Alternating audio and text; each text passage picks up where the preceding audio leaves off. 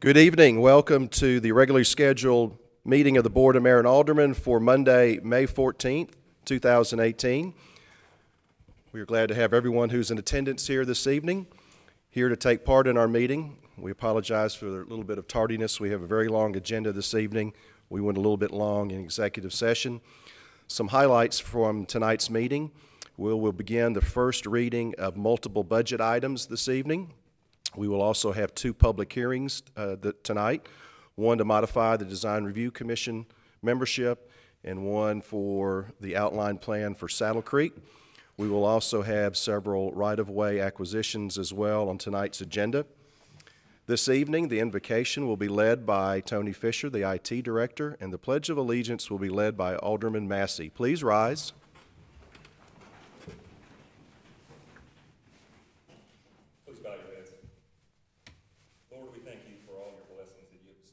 City. We ask that you bless this board as they seek your wisdom and guidance on important issues tonight. Be with them in their deliberations and help them be wise in their decisions. Please grant them the ability to work together in harmony, even when there is disagreement. Remind us that your word tells us how good and pleasant it is when God's people live together in peace. Thank you for being our source of guidance today. It is in your name I pray. Amen. Allegiance to the flag of the United States of America, and to the republic for which it stands, one nation, under God, indivisible, with liberty and justice for all. Please be seated.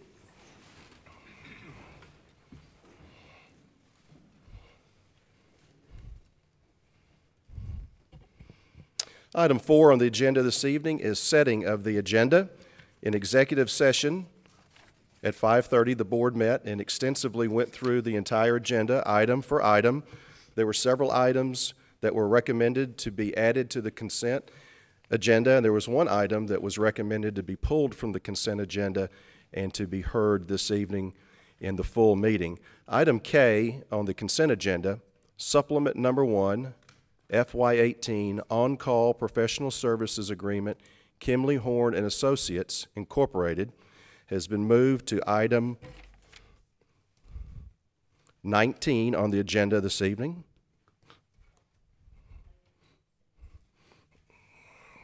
Be added as item 19 currently, and items 19 through 25 will be added to the consent agenda, and those items will be K, L, M, N, O, P, Q. Again, let me repeat that. On the consent agenda, one item was recommended to be pulled, item K, and that will be heard as item 19 on the regular agenda. Items 19 through 25 will now appear on the consent agenda as items K through Q. Is there a motion to approve the agenda as modified? Move to approve. Second. There's a motion and a second. Any discussion? Please call the roll. Alderman Barzizza? Yes. Vice Mayor Gibson? Yes. Alderman Massey? Yes. Alderman Owens? Yes. Alderman Yonda? Yes. The agenda has been set for this evening. We move now to item number 5 on the agenda, approval of the April 23rd, 2018 minutes. Those minutes were published and presented to the public. They were reviewed during executive session. During executive session, there were no additions or corrections. Are there any at this time? Is there a motion to approve the April 23rd minutes as presented? Move to approve. Seconded. Motion and a second. Please call the roll. Vice Mayor Gibson? Yes. Alderman Massey? Yes.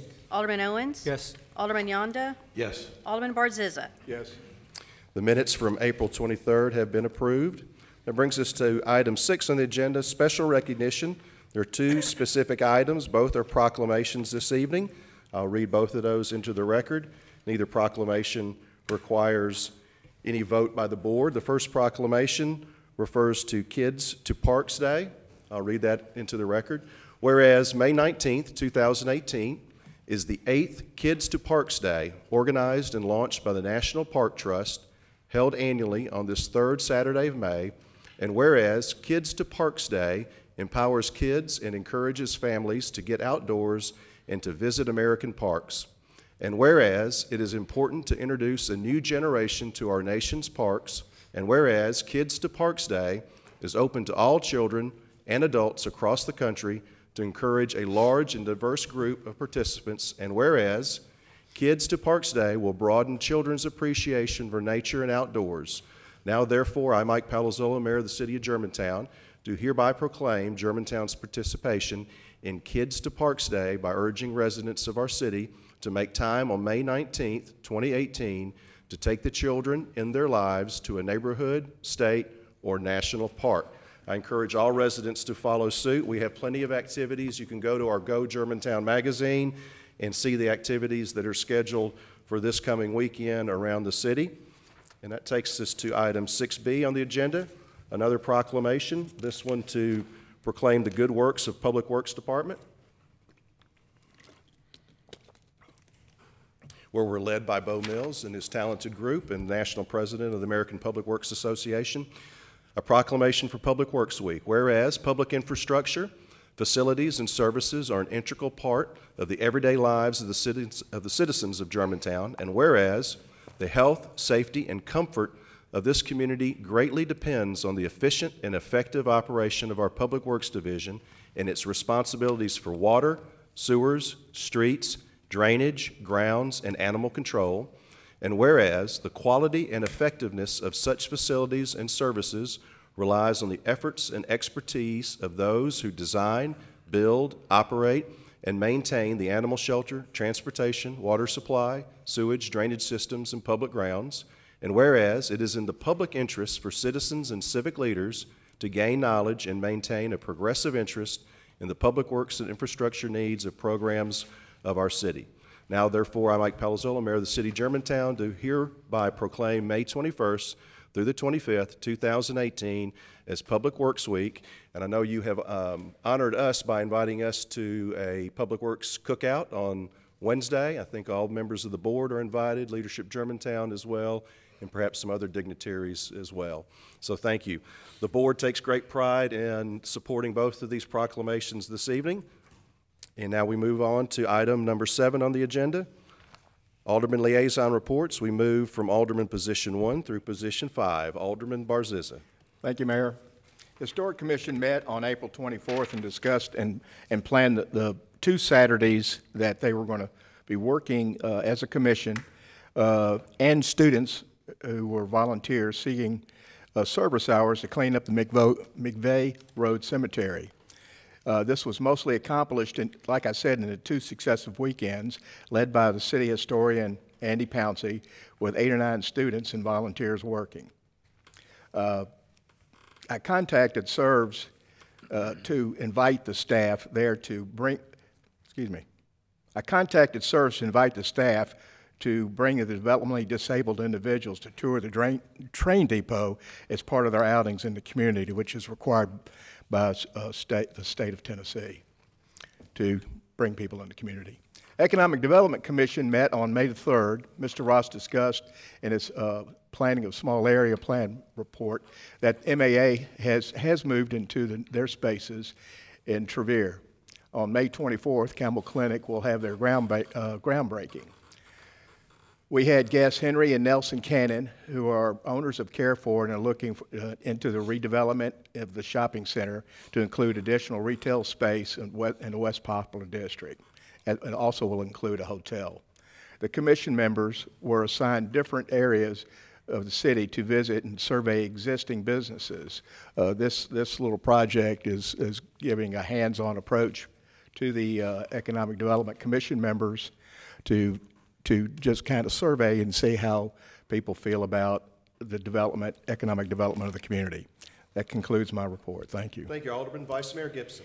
Thank you, Mayor. The Board of Zoning Appeals met last week where the Harvest Church received approval on a use on appeal for additional parking. Another approval was for an accessory structure in the Somerset neighborhood, which is the new T3 zoning designation there. Library Board, we can celebrate the Touch a Truck event where 1,500 folks attended, which was almost 3 times as many as last year. So thank you so much, Daniel, for your leadership there. Our library staff, the volunteers, I know the Friends had a good day, as well as the Germantown Women's Club. Parks and Rec, Public Works, all of your folks were there to make sure that that event was a huge success. A reminder that the How To Festival will be at the library next Saturday from 1 until 4. And June 1st will be the deadline to apply or to reapply for both the Library Board and the Education Commission. That's my report. Thank you, Vice Mayor. Alderman Massey. Mayor, the Great Hall Commission will meet Wednesday in the Great Hall at 6 o'clock. The Public Safety Education Commission met on Monday, and I'd like to say thank you to the members who participated in the child safety seat check during Touch a Truck, and also to our police and fire who were there and gave the kids a good time, including mine. So thank y'all for doing that. Also saw Andy Sanders there with one of the trucks. He helped out. So I'm a part of the Environmental Commission, so I appreciate y'all doing that. And that concludes my report, Mayor. Thank you. Thank you, Alderman. Alderman Owens. Thank you, Mayor. The Parks and Recreation Commission will hold their next meeting on May 24th, 5:30 at the Parks and Recreation Office. They'll be reviewing applications for the fall sports and determine the steps for parkland acquisition needs to support the Parks Master Plan. The Commission does not meet in June or July, and there was no Planning Commission meeting this month. Thank you, Alderman. Alderman Yonda. Thank you, Mayor. The Financial Advisory Commission finalized the budget and recommended its approval. However, during the final budget meeting, it was mentioned but not voted on concerning the tax rate reduction. I sent the FAC commissioners an email describing the process and asked for their input. While not unanimous, it was recommended by a huge majority that we do the reduction. And I did explain to them what that meant in dollars and cents. Each penny is $165,000. The other thing was that I was almost certain they were going to say we need more paving, and they didn't. But anyway, they recommend that we go with the reduction. Thank you. Thank you, Alderman. That concludes Alderman Liaison reports. A few items from the Office of Mayor. Mainly, I've got some staff members I'd like to recognize and some economic development as well. This year, our grants manager, Alexa Robinson, totaled close to $32,000 on several applications for grants. During the inception of this program, which I believe is right at 4 years, she's produced almost $3 million in grants. So, Cameron, if you can pass that on to Alexa as well. Also, we want to welcome back on an interim basis Ralph Gabb as our interim finance director as we search for a permanent finance director. In addition, senior planner Sarah Goraleski received accreditation from the Congress of New Urbanism, which consisted of completing an online course, studying for 55 hours, and passing a 3-hour exam. So, Mr. Ross, if you can pass that on as well to your staff member. And a couple of items on economic development. The Memphis Area Association of Realtors put out their April totals for this month, and the city is doing quite well. Of units sold, we're up 32.8% over this time in 2017, with in 2017 67 houses sold. This year 89 homes sold. The median sales price is up 8.3%, and year to date the median sales price is up 12.8%, so the community is very well valued right now. Also on the shop and dine local front, in the month of March, we were 20% over budget on sales tax collection. In the month of April, we were 17% over budget. Year to date, we're 12% over budget. So thank you, residents, for continuing to shop and dine and purchase locally. It is very important to our city and to our community. That concludes all of our reports, and that takes us to item 8 on the agenda, citizens to be heard. We have a couple of citizens who would like to come forward tonight. Let me read the guidelines for citizens to be heard. The Board of Mayor and Aldermen welcomes comments from citizens and offers the agenda item known as citizens to be heard at each meeting. To participate, citizens provide information that's requested on a form and provides that to the clerk or the city administrator. Citizens to be heard is designed to gain input from the public and not for immediate responses by the Board of Mayor and Aldermen. The intent of this agenda item is to provide the public a platform to be thoughtfully heard and not a forum for dialogue, discussion, or verbal exchange with the board. While the board cannot assure each speaker of a specific or individualized future response, the board will consider the public comments and any supporting materials provided by the speaker. Public comments should be limited to 3 minutes per resident. Speakers must clearly state their name, home address, organization, if any, and the subject of their presentation. Speakers may offer objective comments. Speakers are asked to refrain from using names of personnel or names of persons connected with the city, particularly when lodging a complaint. Speakers will not be permitted to engage in gossip, hearsay, make defamatory comments, or use abusive or vulgar language. The presiding board chair shall have sole authority to terminate the remarks of any individual who is disruptive or does not adhere to board rules.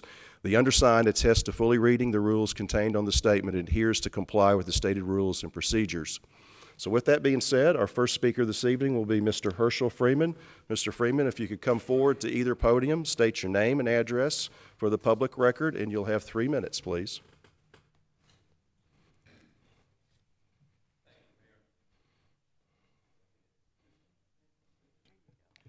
Bingo, can you hear me? Okay.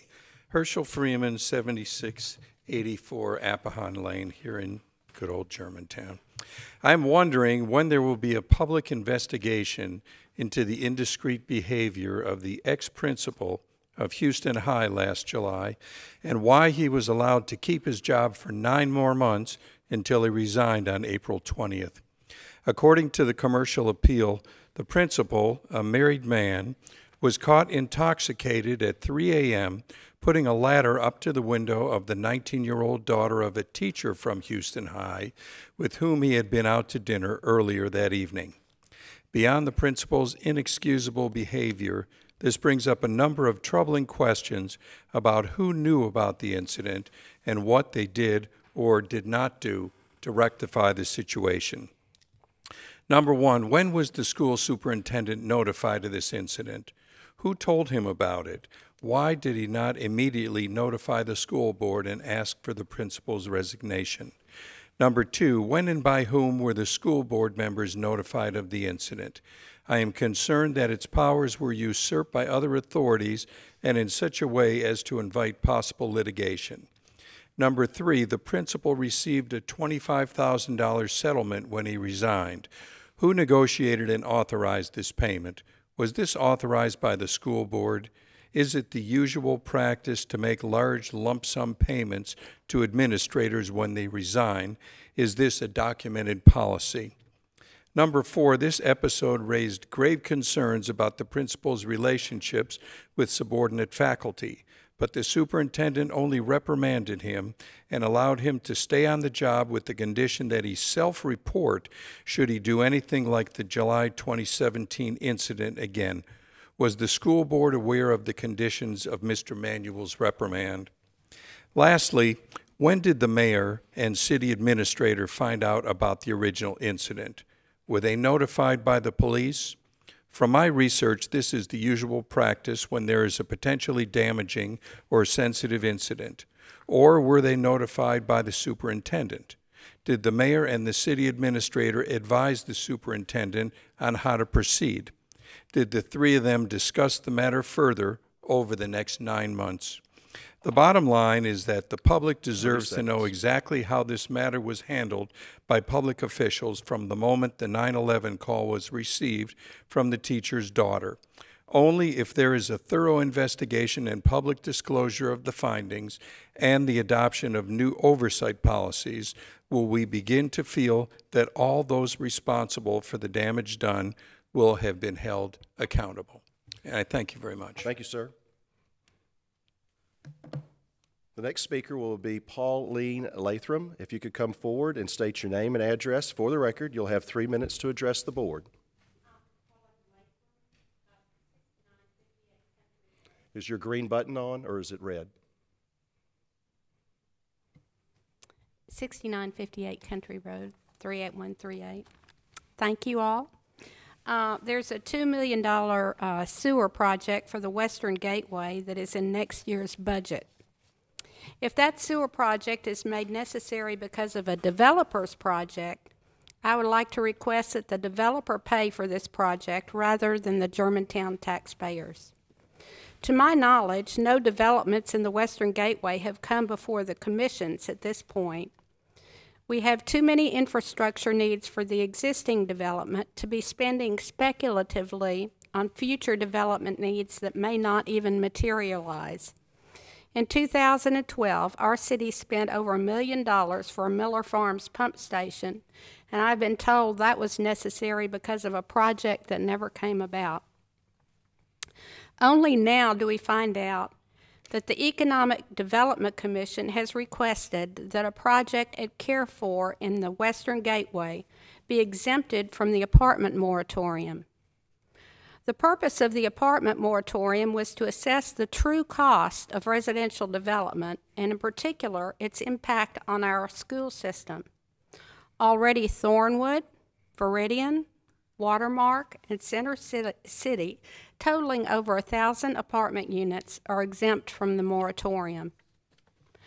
An $85,000 fiscal impact analysis commissioned by this board concluded that every unit of residential development, whether dense or traditional, has a negative fiscal impact on this city. Think about that. This fiscal impact analysis was a dynamic model and included considering additional sales taxes and increased property taxes from the resulting additional commercial development. Why crowd our streets and our schools only to have citizens pay more in property taxes, just so developers can reap profits?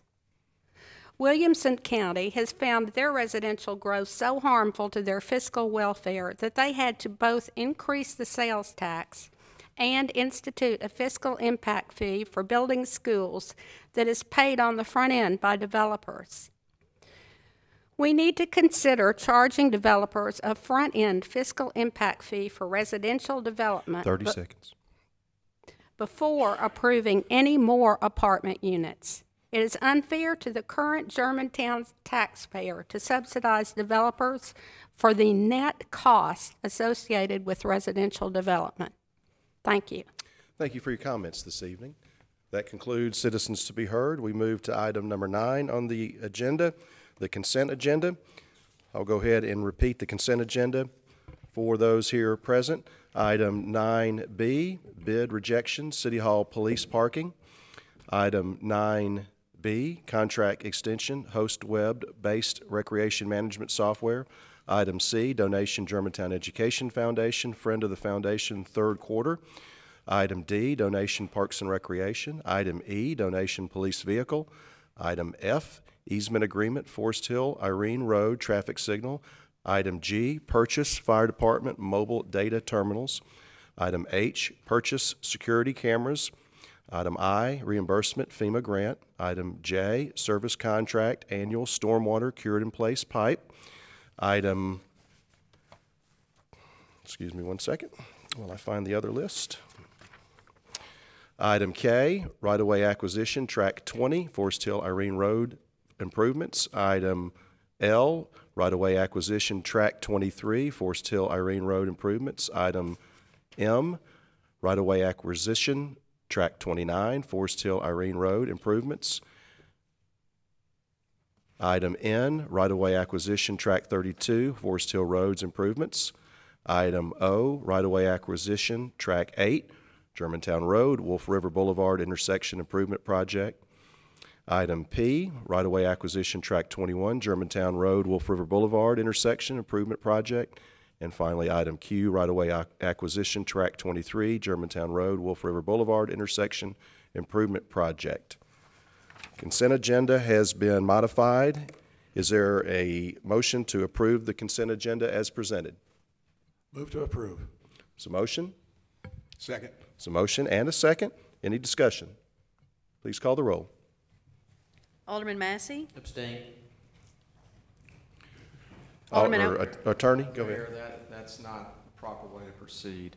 The consent agenda means that all the members of the board are in favor of the items that are on the consent agenda.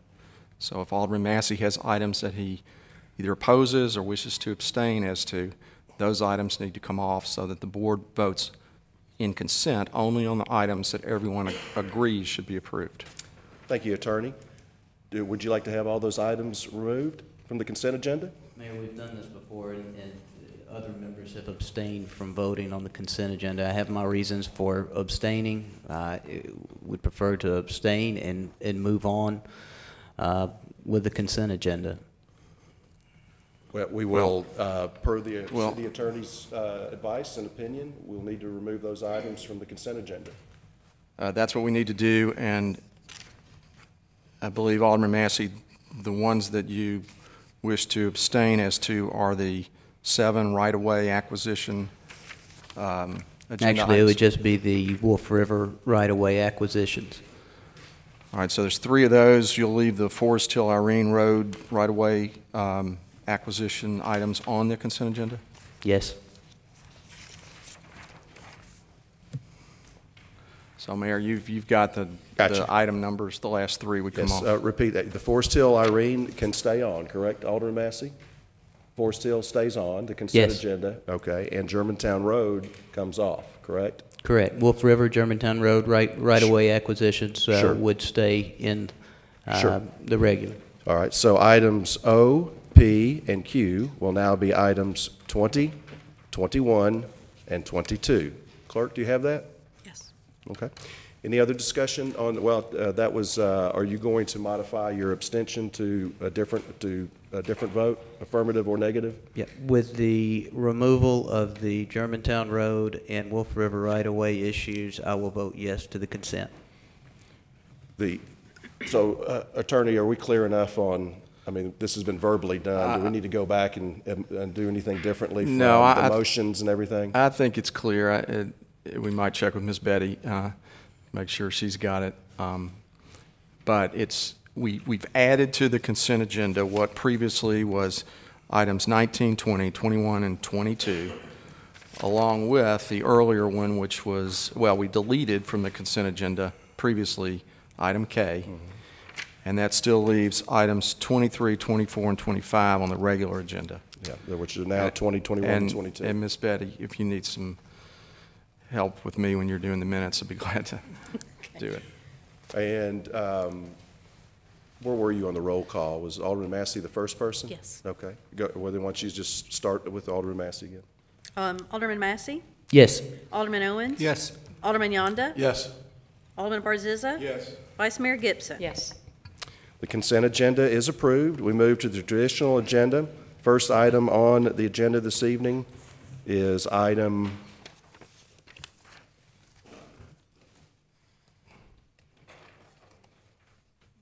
I'm getting there, Patrick.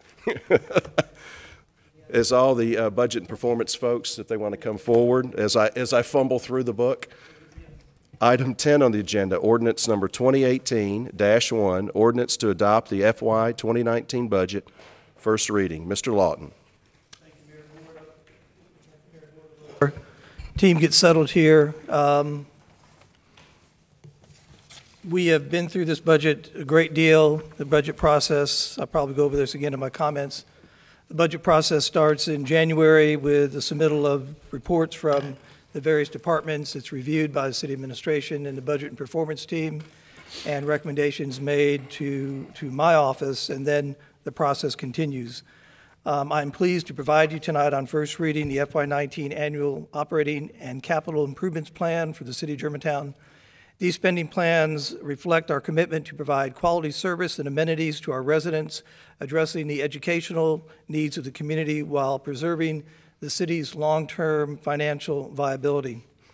As we manage the resources entrusted to us by our residents, we see positive signs of improvement this year and during the 5-year planning period, particularly in the areas of state sales tax and local sales tax. And although the cost of delivering services continue to grow, particularly we see that in construction prices, we will continue to look for ways to build operating efficiencies into the annual budget. The proposed budget before you continues to provide core services and maintains the quality standards that our residents have come to expect. This balanced and strategic approach results in a spending plan that adapts to the changing needs of our community without compromising the city's financial future. Setting long-term priorities for the city is one of the most important responsibilities for Germantown elected officials. In 2016, you reaffirmed that responsibility by adopting the Germantown Forward 2030 plan. This policy document sets the direction for our organization, creates alignment between policy and implementation, and acts as a touchstone for making financial and operational decisions to achieve community expectation based upon that long-range plan. In addition, the city is guided by a set of financial policies adopted by ordinance when you adopt this budget on an annual basis that provide guidance and policy direction on our budget, debt management, capital spending, and reserves. Over the past several months, as I mentioned, staff has worked very closely and extensively with the city's Financial Advisory Commission based upon the budget calendar that this body adopted earlier this calendar year. The Financial Advisory Commission reviewed and discussed with city staff and various departments each of the city governmental funds, including capital, enterprise, special revenue, and of course the general fund. After each presentation, a vote was taken to move forward with the budget as a recommendation to the Board of Mayor and Aldermen.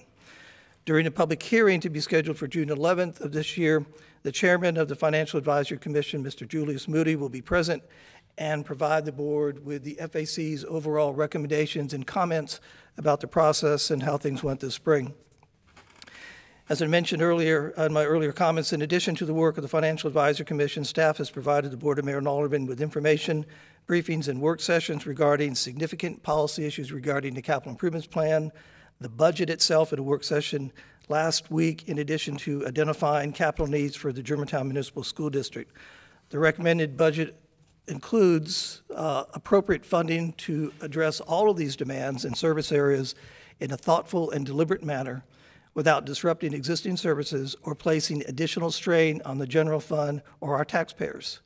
Each year, as part of the city's process, department heads engage with their employees to discuss trends, options, other opportunities for addressing citizen needs, et cetera. Department heads align their business plans with the strategic plan of the city and submit associated budget requests to achieve desired performance outcomes. The budget requests are responsible, and overall, the general fund, less the new debt, because we did absorb quite a bit of new debt with the addition of the new school this past year. The general fund, less new debt, represents only a 2.7% increase over the current fiscal year budget. And as you recall, when we were talking about the budget during the work session last Wednesday, there was probably $1.5 million in costs such as additional costs for the pension plan, the merit plan, rising health costs, and a step increase for police and fire. But despite that, we're looking at an increase of only 2.7% over the current fiscal year budget. The budget team is here this evening in front of you. They're prepared to answer any questions. And also our department heads are here as well to respond to any questions that the board might have regarding their areas of operation. In summary, Mayor and Board, the proposed budget for FY19 totals $174,183.685. The general fund operating budget totals $54,720,709. That's less new debt and represents the 2.7% increase I mentioned over the FY18 budget. The enterprise fund include utilities, the Germantown Athletic Club, our stormwater fund, the Great Hall, and sanitation. Those total $19,796,164. But if you look at those enterprise funds, that's less what we have budgeted for the capital improvement needs for those enterprise funds. The special revenue funds total $71,520,685, of which the Germantown Municipal School District is the largest component of our special revenue funds at $64,619,000. And finally, the city's capital improvement program for FY19 totals $28,100,000. During the budget work session on May 9th, this past Wednesday, Mayor Palazzolo gave direction to city staff to drop the property tax rate by 2 cents to reflect the recapture rate approved by the state comptroller's office. The property tax rate is included in the budget ordinance before you, and it represents $1.95 per $100 of assessed value, and again is reflected in the ordinance that went out in your packet on Thursday. And is also in the budget, is in the tax rate separate ordinance that you'll be voting on in a couple agenda items down the road here this evening. The motion before the board this evening is to approve the budget on first reading and set Monday, June 11, 2018 as the public hearing date. In addition to the advertisement of the public hearing date and that entire ordinance, that 7 or 8 pages will be published in a newspaper of general circulation at least 10 days before the public hearing. We are on pace to do that. Per the charter, the city administrator did deliver the budget to the Board of Mayor and Aldermen well in advance of the 45 days of the end of the fiscal year. We will also, within the next week to 10 days, place the entire budget document, which was this document that was delivered to the board a week plus. We will have directions where that is on the city's website. And finally, a document entitled The Budget in Brief, which highlights the revenues and expenditures, major departmental areas, capital improvement needs. Again, notice on when the public hearing is going to take place on June 11th. That will be mailed to every household in the city, in addition to being placed on the city's website. Mayor and Board, this, again, on the 11th, we'll make a more detailed presentation than I provided for you this evening, but staff, myself, budget team, department heads, we are available and ready to answer any questions you may have about the proposed FY19 budget. Thank you, Mr. Lawton. Is there a motion to approve on first reading ordinance 2018-1, tentatively approving the FY19 proposed budget and set Monday, May 11th, 2018 for second reading and public hearing? June. What did I say, May? No. June 11th. There you go. Is there a motion? So moved. Is there a second? Second. Any discussion or questions for staff? Mayor, I have some comments. Alderman Massey. If anyone else wants to lead off in favor of the budget, I'll be glad to let them. So do you want to check with the other aldermen? You have the floor, sir. Okay. Well, I'm going to oppose the first reading. I'm going to explain why, and I want the other aldermen to consider some of the things that I'm going to say tonight. I'll read my comments. Be faster, I think. I think it's time for the BMA to refocus our priorities on our existing residents, neighborhoods, and children. I'll be recommending amendments to delay funding, such as the $2 million sewer project. The administration is recommending for redevelopment of the Care Force Center in the Western Gateway. The administration has requested a lot of taxpayer money to benefit new developments and new residents, and I think the existing residents, neighborhoods, and school children deserve to know how they will benefit from the use of their money. I think we should have met with the school board prior to this vote to allow the members of each board to discuss the priorities of the school board. We have a new school that will be opening soon, and we do not have the details about what the school board may need from the city for the opening of the new school and other school needs. That's where I stand tonight. I'm going to be a no vote on this. I do have some questions.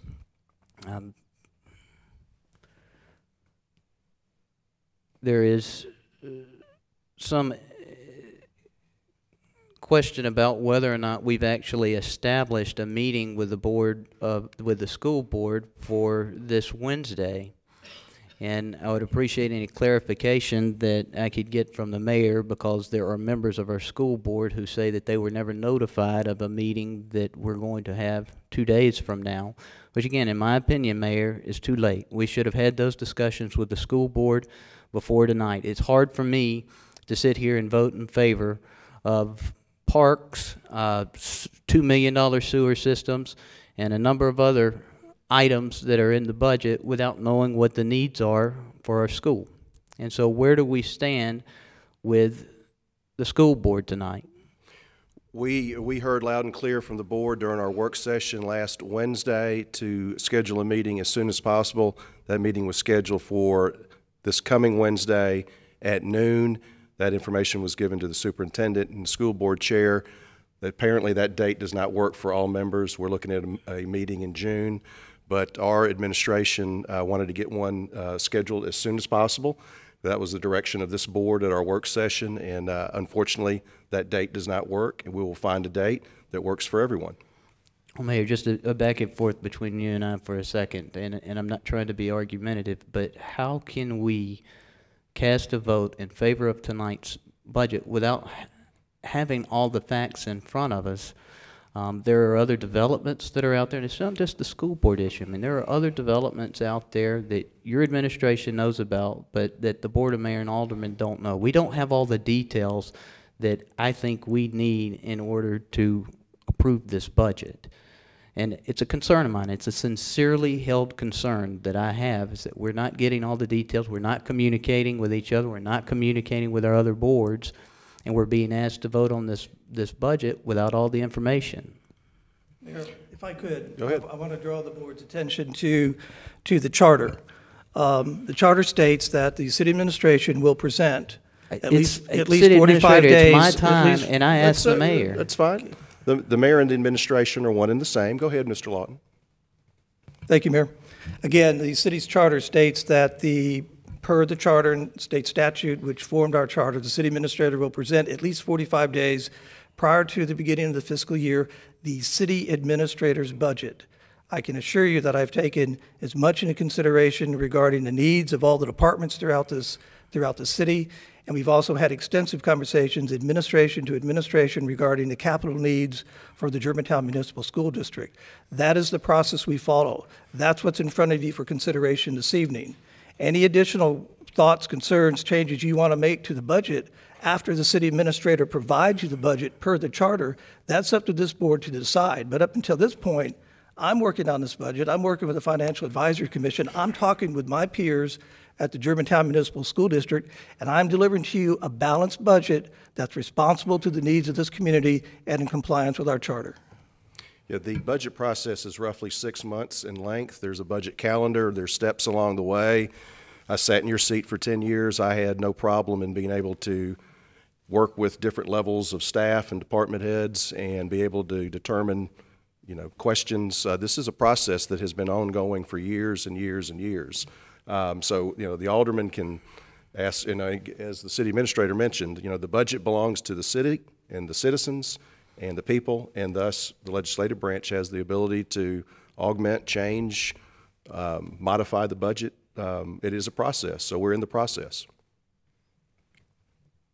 You still have the floor, sir.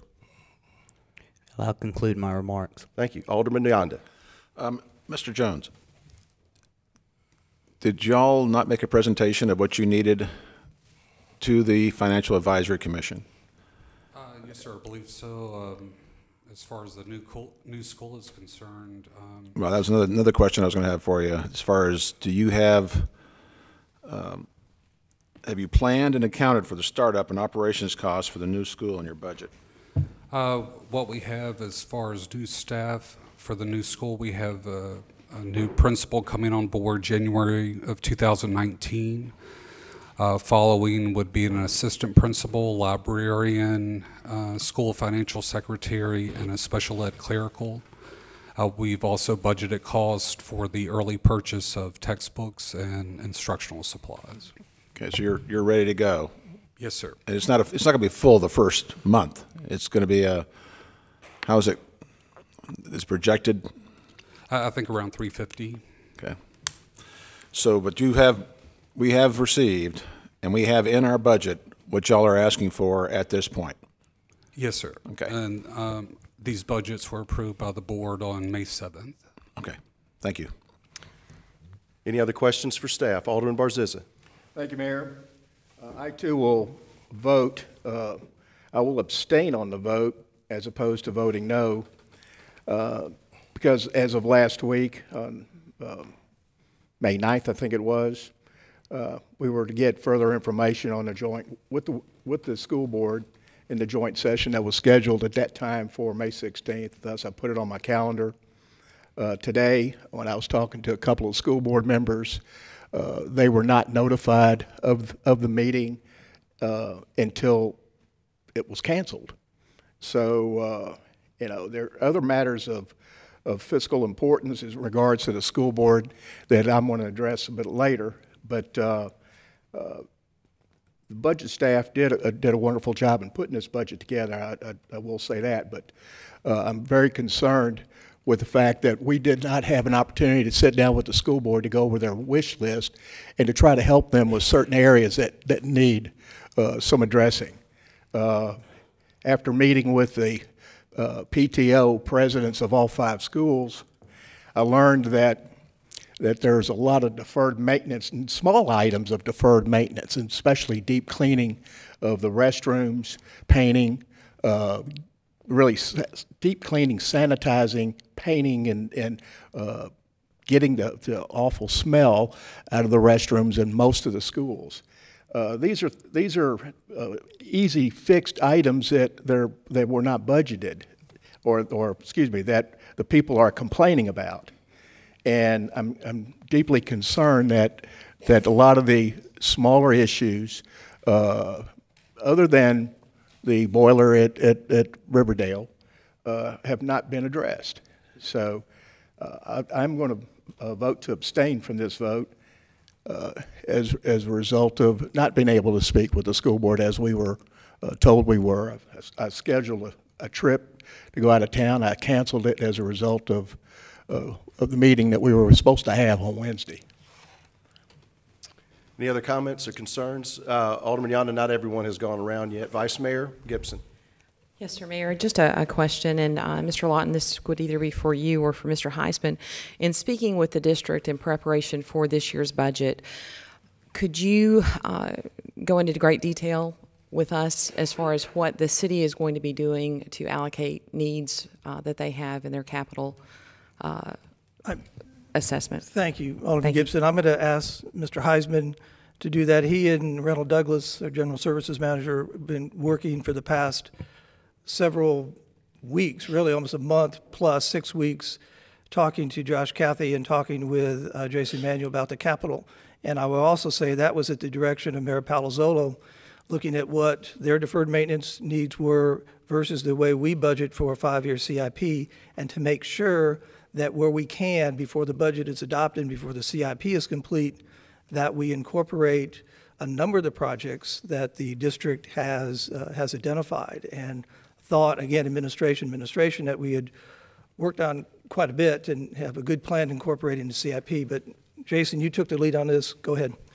Sure. As Administrator Lawton said, upon the mayor's direction, we knew that there were some needs that the school district had been discussing. And so what we did upon his direction was meet with the administration to intentionally have the discussions that were necessary, specifically related to their facilities master plan that they had that was concluded in 2017. So we, over the course of those discussions, we understand that the school district receives about $2.5 million a year to be able to use for that 5-year plan that they have. They had about $26 million or so in deferred maintenance when they inherited these schools. They've cut that essentially a little bit more than in half in the short period of time that they've been operating. So if you look at their plan that they have, what we wanted to do, our goal was to be able to try to make sure that they were staying on time with that 4 to 5 years that they had. There are some things that came up that were unplanned. Essentially what prompted that meeting. The Riverdale boiler replacement, $3 million projected cost would far exceed what they have on an annual basis. The security upgrades were things that were not a part of that plan. ADA upgrades are something that are included in their plan every year, one school a year. So as part of those discussions, our goal was to try to help them make sure they stayed on that 4 to 5 year plan.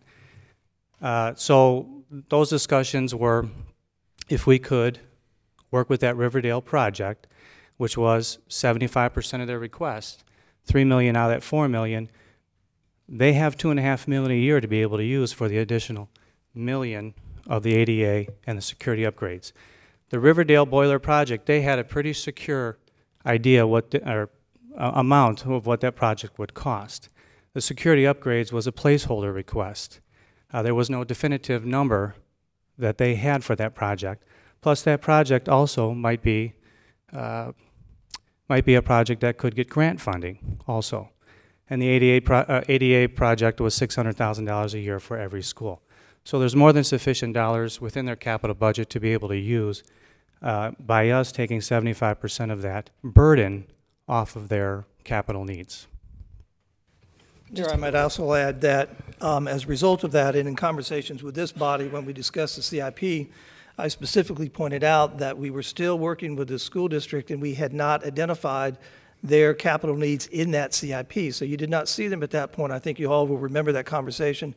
It was the exact same conversation I had with our Financial Advisory Commission saying, here is what the city's wish looks like, how we intend to fund it, but we don't have the school capital in there. With the work of Mr. Heisman and the school administration, we now, I think, have a very good plan in place to address those going forward. So we have strategically placed 3 bond issues in FY20, 22, and 24 to assist in that area. We have a systematic drawdown of reserves, direct cash to address a number of those capital projects. For example, the boilers, we're going to split over 2 fiscal years, $1.5 million in 19. Bids come in, we'll be able to have funding again in 20.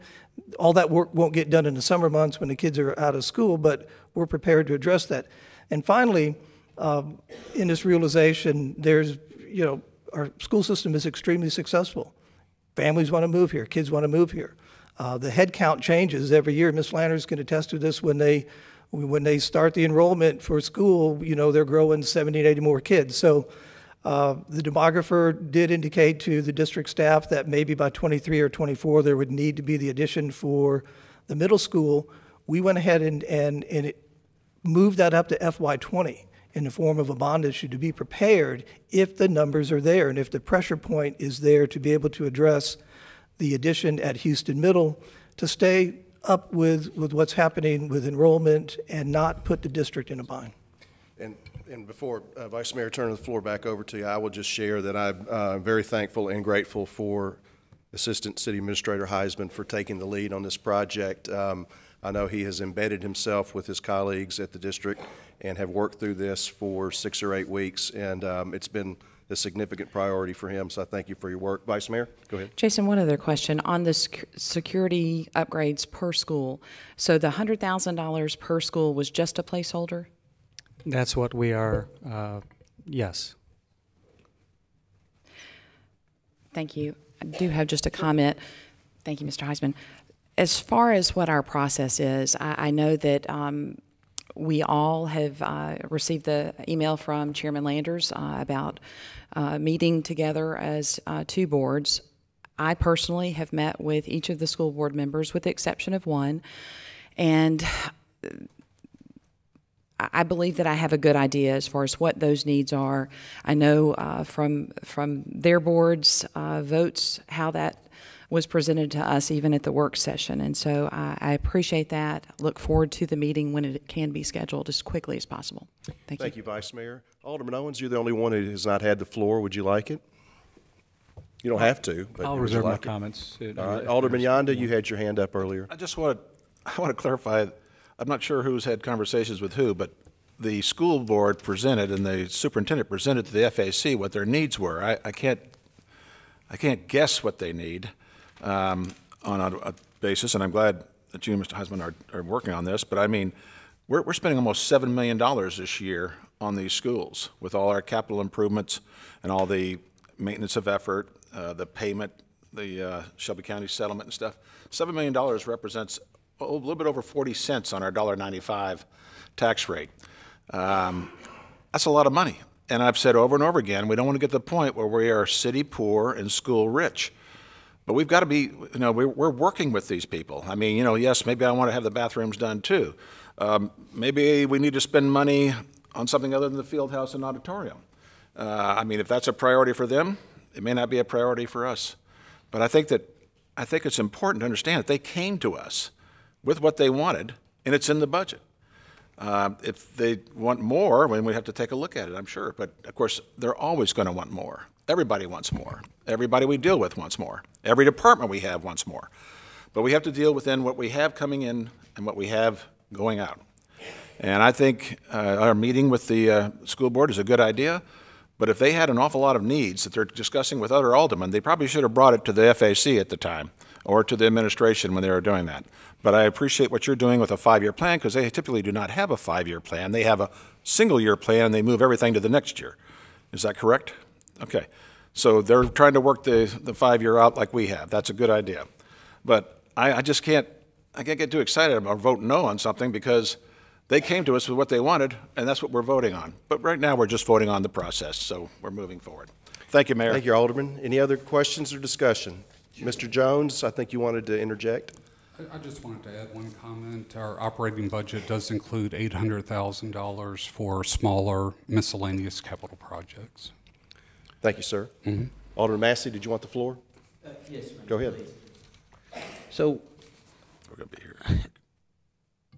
Alderman Yonda, I think, made a good point. He said, we're not sure who's having conversations with who, and I think that's part of the problem, is that we don't know exactly which members of the school board have a voice in this. We don't know really who the voice of the city is at this point. We just know that you come back to us and ask us to fund the money. So we really don't know who's influencing the decisions of the school board. And that's really my issue here, is that we just get the paper, we're asked to vote. And so I would like to know who's actually having those conversations and who's influencing the decisions of the board from the city standpoint. And I think that, and this is why I think we should have had the meeting with the full school board, because I want to know what each member of that school board has to say, and I want each member of this board to be able to have those discussions and ask questions, because I think we become stronger as a result of our group efforts and cooperation with one another. And we can't do that when we have these individual meetings, because we have no idea what's said behind closed doors, quite frankly. You know, I asked for a prioritization list for the superintendent. He said he had a prioritization list, and I haven't seen that to date. I presume that either the mayor or the city administrator saw that prioritization list and talked to them about what they should or should not ask for, but no one asked me. I don't think anyone asked Alderman Owens. We were never asked by the school board as a board, and I think that's important, because there could be something influencing one or two board members, whereas a board as a whole, a strong board, a united board, might say, you know what, no, we think we should have this at the top of our priorities. And so at that point, you're able to push back a little bit against what the city might want you to do. And that's what I'd like to see, is an independent school board able to come up with a prioritization list for all of the board members, and not just the city administrator or the mayor. So that's why I think the meeting's important. Again, in the meeting that we had recently, it was the school superintendent who gave the presentation. It was not the full members of the board. So I just want to clarify Alderman Yonda's point that he made. And then the thing is not whether or not we are necessarily giving enough money to the schools. Maybe we are. The question for me is whether or not we're using our taxpayer dollars in the best interest of our taxpayers. And so if there's a question of whether we're going to allocate $2 million for a development project or $2 million for some deferred maintenance, I think we have to take a serious look at that, and I think those conversations need to be had in public. The debate needs to be held here, and we need to decide whether or not we're going to spend that $2 million supporting developers, or we're going to spend that $2 million supporting our kids in the schools. Thank you. Alderman Owens. Thank you, Mayor. I would also like to thank our budget team. Appreciate the work you guys have done for us and their due diligence on this document. Also, as I say every year, I'm so appreciative of the work that our Financial Advisory Commission does. Those are experts in their field. We are a process-driven city. I'm not an expert in the field of budgeting and finance, but so I rely very heavily on their opinions, and Alderman Yonda, appreciate the work you've done with them. As I mentioned, we're a process-driven city, and they have reviewed this budget and recommended approval. I think we've heard tonight that meetings have occurred, administration to administration, from school to city, and we've discussed the school's needs, and I think those school needs were based on the budget they have approved, as I understand it. And so with that, I'll be voting for this on first reading. I look forward to also, as you stated, Alderman Gibson, the meeting with the school board, and Alderman Massey, the meeting with the school board, so we can hear from them. But I'll be voting for this tonight to move it forward. Thank you. Vice Mayor Gibson? No need. Thank you. Okay. Any other discussion on this item? Alderman Barzizza. I dare say that and I was at the CIP, at the FAC CIP budget meeting, and as well as the general fund meeting. And I dare say that based on the presentation that was made, the 24 members of the commission all understood everything there was to understand, given the fact that particularly in the budget, they were given budget summaries, no detail. There's no checks and balances. There's no subcommittees to look into certain facets of the budget, and this has been going on for over 30 years. I object highly to the budgetary process as it is. Just to say we've been doing it like this forever is the wrong answer. And it's the citizens of this community that say it's the wrong answer, not just me. We need to be diligent and prudent and do everything we can in our power to be good stewards of our taxpayers' money. Our taxpayers' money is not our money, it's their money. And I think, without a doubt, the budgetary process, as it's been over many, many years, is flawed. I'm sorry to say it, but that's the way I feel. That's the way so many other people feel. I know that there were gentlemen that were on the FAC years ago who wanted to get more information. They didn't get that information, and they weren't asked to come back to that commission the next year. I have major exception with that. What's wrong? What's going on? I'm puzzled. We need to have a deep dive. That Financial Advisory Commission needs to have a deep dive into the budget, not a summary, and not just a PowerPoint presentation that's made over a 2-hour period. I beg to differ with this process. I beg to differ with this process, and the citizens of Germantown beg to differ with the process. Vice Mayor Gibson, you wanted the floor? Yes, sir, thank you. I did want to ask our budget and performance team, how many meetings at the FAC level did the budget come before us in all different parts? The budget is the most important job that I have as an alderman. It sets the way that we spend money for the citizens, and it is the people's money. So I take this very seriously, as I know my colleagues do as well. And I thank you for the work as a staff, as a budget performance team. Each of the directors have brought forward a very lean budget. Again, this year, I believe Mr. Lawton said that we were 1.76 above what we were for our budget for 18? 2.7 over the current year budget in expenditures. And one thing I'd like to highlight about that, and I was going to save it for other comments, but I mentioned during the work session that we had group insurance, pension liability, merit increase, GPD, GFD, step increases. That amounted to about $1.5 million.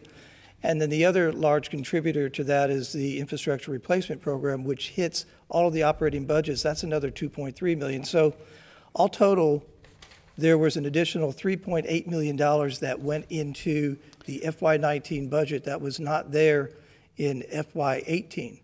Despite that, the budget still is coming in at 2.7% over, and that's due to the teamwork that the budget team, my #1 management team, the work that we do, how well we work together in presenting a fiscally responsible budget to not only you all, again, per the charter and per the process was followed exactly, but to our residents as well. And again, 2.7 net increase. Is that correct? Thank you. Any other questions or discussion? Yes, you have. Please call the roll.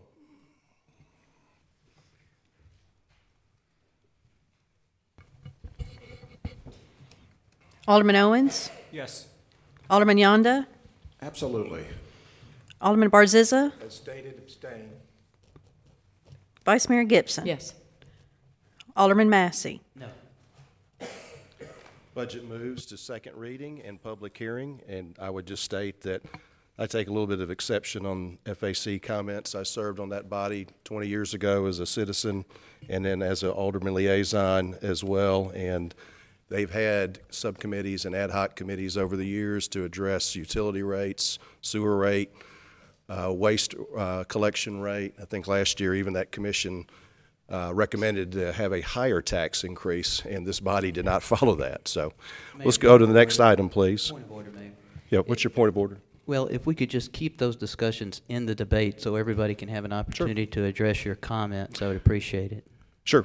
That takes us to item number 11 on the agenda, ordinance number 2018-2, year-end budget adjustment, first reading. Mr. Lawton? Thank you, Mayor. And these readings ride with the approval of the budget as well, because in essence, we're amending the budget at the end of the year. At the close of the fiscal year and in consideration of the budget adoption, there are oftentimes year-end budget adjustments that come before the board that, as I mentioned, that in essence amend the current fiscal year 18 budget. During the first reading on the proposed FY19 budget, there are a couple year-end adjustments being presented to the board at this time. One is in the police department to pay for light bars, sirens, rear seat dividers, and miscellaneous equipment for our police vehicles. And the other is for the Germantown Athletic Club, the phase 2 and 3 work that was completed. These change orders were approved by the Board of Mayor and Aldermen in August, and then in in August of 17 and in April of 18 regarding additional improvements that were presented. Mr. Rogers presented these already to the board. And correct me if I'm wrong, budget staff, these will be coming out of the athletic club's reserve? Yes. So those two budget items, budget adjustments regarding athletic club will not come from the general fund. They'll come out of the athletic club fund reserve, but the additional police department that went over budget will come out of reserves. During the second reading and third reading, there will more than likely be additional budget adjustments that come before the Board of Mayor and Aldermen. Thank you, Mr. Lawton. Is there a motion to approve ordinance number 2018-2 for year-end budget adjustments on first reading and to set Monday, June 11th, 2018 for second reading and public hearing? Move to approve. Second. There's a motion and a second. Any discussion? Please call the roll. Alderman Yonda? Yes. Alderman Barzizza? Yes. Vice Mayor Gibson? Yes. Alderman Massey? Yes. Alderman Owens? Yes. Motion carries and moves to public reading or public hearing. Brings us to item 12 on the agenda, ordinance number 2018-3, real and personalty property taxes. Mr. Gabb. Thank you, Mayor. Board of Mayor and Aldermen, you are being asked to approve at first reading the real and personalty property tax rate of $1.95 for the fiscal year 2019, which will support the adoption of the FY19 proposed budget. A little background may be helpful and useful as we arrived at this. The Shelby County Assessor reappraised the property in Shelby County as required by state statute every 4 years and submitted to the City of Germantown their tax rolls by April 20th of 2017, which contain the reappraisal of the property. The city calculated a state certified tax rate or a rollback rate that produced a tax-neutral effect as required by the Tennessee law. Upon calculating the rollback, the city, based upon history, calculated an estimated appeals allowance. This was submitted to the Shelby County Assessor for approval and to the Board of Mayor and Aldermen. It was then submitted and accepted by the Tennessee State Board of Equalization, and the city had until March 31st of the following year to use the allowance, or a new certified tax rate would be calculated by the State Board of Equalization. The State Board of Equalization received from the Shelby County Assessor a fiscal impact summary which showed that 44.34% of the 4 cents was used, or 2 cents was used to the appeal allowance. The appeal allowance requested last year was $37,815,831, and the actual appeals that were granted were $16,767,115. The fiscal impact summary was dated April 5th and submitted to the State Board of Equalization by the Shelby County Board of Appeals. The State Board of Equalization on April the 26th submitted to the City of Germantown as well as the Shelby County Assessor its recalculation of the recapture rate to be $1.95. The recapture rate is less than the current tax rate of $1.97 by 2 pennies. Therefore, you're being asked to adopt ordinance number 2018-3, establishing a new certified tax rate of $1.95 on first reading, and to set Monday, June the 11th, 2018 for a public hearing. I'm available for any questions. Thank you, Mr. Gabb. Is there a motion to adopt ordinance number 2018-3 establishing the certified tax rate at $1.95 on first reading and is set Monday, June 11th, 2018 for public hearing? Move to approve. Second. There's a motion and a second. Any discussion? Yes, Mayor. Go ahead, Alderman. I'm going to vote no on this ordinance, on this change. The mayor in the budget work session on May 9th requested that the city taxpayers get a little tax relief. Based on the $309,000 average on the assessed value, as indicated in Mr. Lawton's 2018 budget proposal, the increase in the tax rate was affected a net increase of $178 in property taxes with last year's increase. Using the same figures at $309,000 average of assessed value, that 2 cents reduction is a nets the average property taxpayer a savings of $6.18 per year. Maybe one small meal at McDonald's, but hardly enough to warrant a change. Rather than adjusting the tax rate of 2 cents per hundred of assessed value, I propose that the 2 cents be retained in order to pay for much needed security cameras at the cost of $261,000, and also hire a school safety specialist at the cost of $71,500, totaling $332,500. Predicated on the $165,000 savings based on that 2 cents, that's a good chunk of into that expenditure. I cannot see any taxpayer not wanting to spend $6.18 average per year for school safety for the children of this community or the staff in those schools. As we wait, it only gets worse with the increase in costs and rapid overcrowding of our 5 schools as young families move into Germantown. The public was told last year that with the $33.5 million bond issue that the debt service was going to be about $2 million. We were also told by Mr. Lawton that the 23-cent increase on the property tax rate, that 10 cents would go towards the construction of the new school, debt service and FF&E, that 3 cents of the Forest Hill Road improvements, and 10 cents to the reduction of the loss of the hall tax over the next 5 years. Many citizens think an increase was to support the schools in general. It's a misnomer on their part. I am gravely concerned that the GMSD is at the bottom 16% of funding of school systems, all the school systems in the state, ranking 123 out of 144. Collierville is at $9,218 in spending per student, and Bartlett is $9,182. Both are above Germantown's $8,770 in funding per child. The sister cities of Maryville and Oak Ridge, which are more in common with us, or with similar demographics, are receiving $2,000 to $4,500 more per child. And so we should have better lobbying efforts within Shelby County government and the state of Tennessee to address these needs. Therefore, I moved to keep the current tax rate at $197 for the aforementioned reasons, but particularly for the safety of our children. I request that this motion be entered into the minutes of the BMA this date, verbatim. Thank you. There is a motion for amendment to retain the tax rate at the current rate. Is there a second?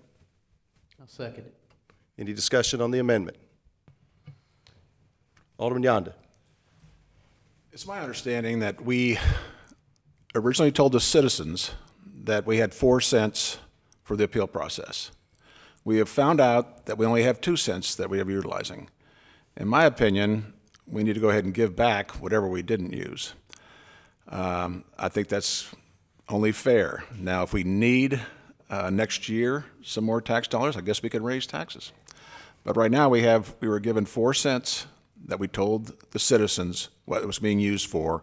We didn't use it up, so let's give it back. That's what the FAC is recommending. and that's what I recommend, and I will be voting against this amendment. Mr. Lawton, you wanted to address perhaps the tax rate? Yes, Mayor, just a point of clarification. So when we went back through, as you all recall, a year ago, it was reappraisal year, and we did the recertified tax rate. The Comptroller's Office approves, and the State Board of Equalization, so many pennies for appeals. This year, as we discussed in the Financial Advisor Committee meetings, is called a recapture year. So the state will come back and say, did you use all those pennies? Anything less than what the state is recommending at the $1.95 is actually considered a tax increase. So going to $1.97 is increasing the taxes over what the comptroller is recommending. That's why the mayor directed us to look at the $1.95. So no mistake about it, it's an increase in taxes. And therefore, we would have to, if that motion passes, we would have to publish within the newspaper the fact that, yes, here's our tax rate, we intend to exceed it, much like we did last year with the rollback rate. We said, yes, the rollback rate is this, we need these additional pennies for debt service and roads and loss of haul. The same is true this year when we do what's called the recapture rate. And essentially, I used with staff, I said, hey, we're coming clean with how much did we use and what didn't we use. Anything above the $1.95 is considered a tax increase. It's not maintaining the status quo. Did you want to add anything, Finance Director Gabb? Yes, sir. Mr. Lawton is absolutely correct. It would be considered a tax increase by state law. So if you go back up to $1.97, we would have to publish at the next reading that we are having a tax increase. So Mr. Lawton is absolutely correct. You still have the floor, Alderman Yonda.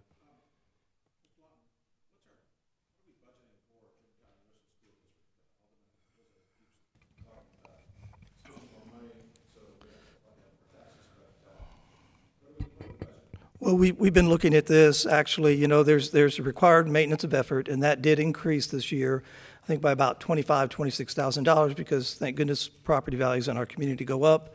We have another $500,000 plus that we budget for school resource officers and crossing guards. And we also, and though this was actually, if you look at the settlement agreement between the county and the school districts back in 2013, the school districts were to cover the Shelby County settlement of $355,000. We, the city of Germantown, chose to absorb that or take that on at that time because we had a fledgling school district. And at that time, we were talking about providing revenue anticipation notes just so the district could get through the year. Thank goodness that they don't need revenue anticipation notes. In fact, they have very healthy fund balance. If you look at the additional debt service payments for Riverdale, if you look at the additional debt service payments for the new school that are substantial at $1.3 million, and what we intend to do this year with the boiler out of reserves, and that's real money out of reserves. It's general fund dollars. $1.5 million this year, $1.5 million in 02, in 20, but the $1.5 million in 19. All total, it's just under $7 million that the city will be providing in direct financial support to GMSD, far in excess of what many cities do in terms of holding only to the maintenance of effort, which would be 2.4.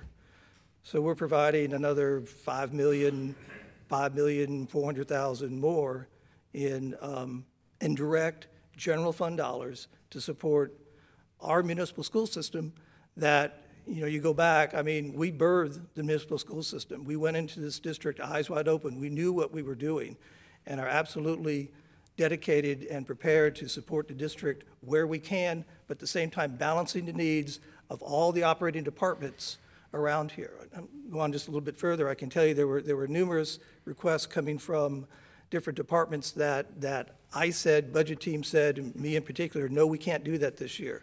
We want to make this tax increase last during the 5-year planning period, and we are. It looks like we'll actually be able to get a 6th-year out of the tax rate, even at $1.95. And do we continue to support the 3 Gs as far as SROs and crossing guards too? And that's probably what dollar amount is that? I don't know. I'm looking at staff. No, thank you, Jason. Another $200,000, but that's not in that $7 million figure I mentioned, Alderman Yonda. Any other discussion on this particular amendment? Yes, sir. Alderman Massey.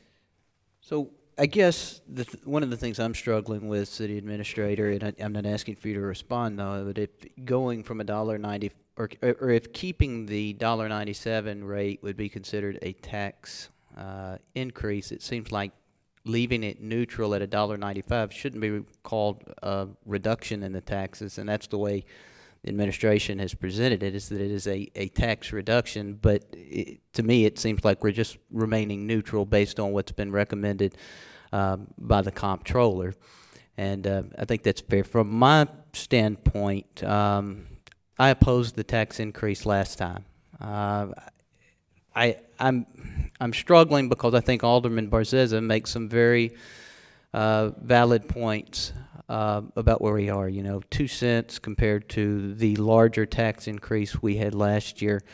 I'm not sure, you know, that amount of money compared to what he's wanting to use it for would really upset the taxpayers.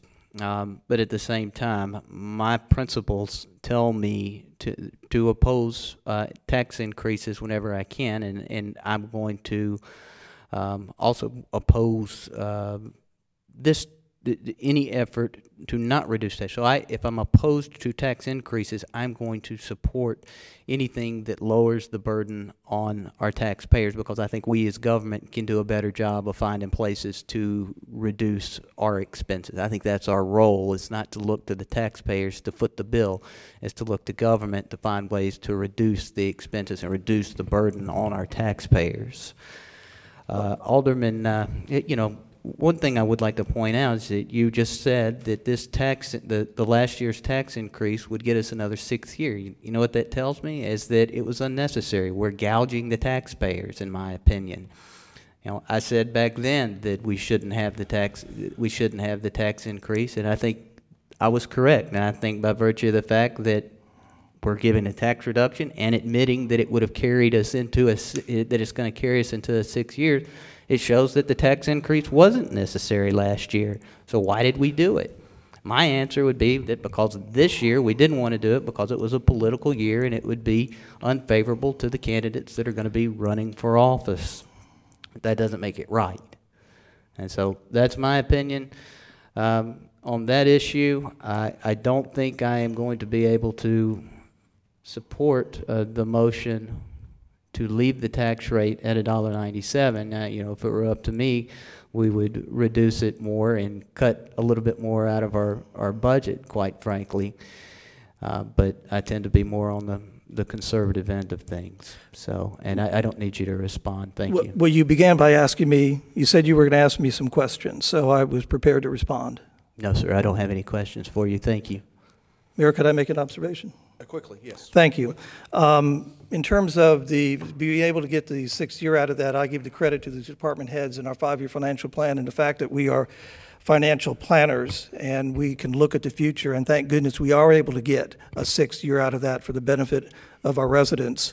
The $1.97 was actually proposed by my office when we met with the Financial Advisory Commission, and that was the recommendation that was made. The reason Alderman Yonda followed up with them, because I did present $1.97, because I did say I was concerned about what might happen with appeals. But after the direction from the mayor and going back and looking at the general fund and being able to reduce that burden, albeit small, on our residents and be able to get a 6th year, I think that's the right thing to do. I think this budget team, this administration, these department heads should be applauded for that effort, not criticized. Any more discussion on this particular amendment? Yeah, Mayor, I would just like to make a point. It makes it difficult on us as legislators to have staff interjecting opinions whenever they feel like it, quite frankly. I mean, so we have to, I think, be careful.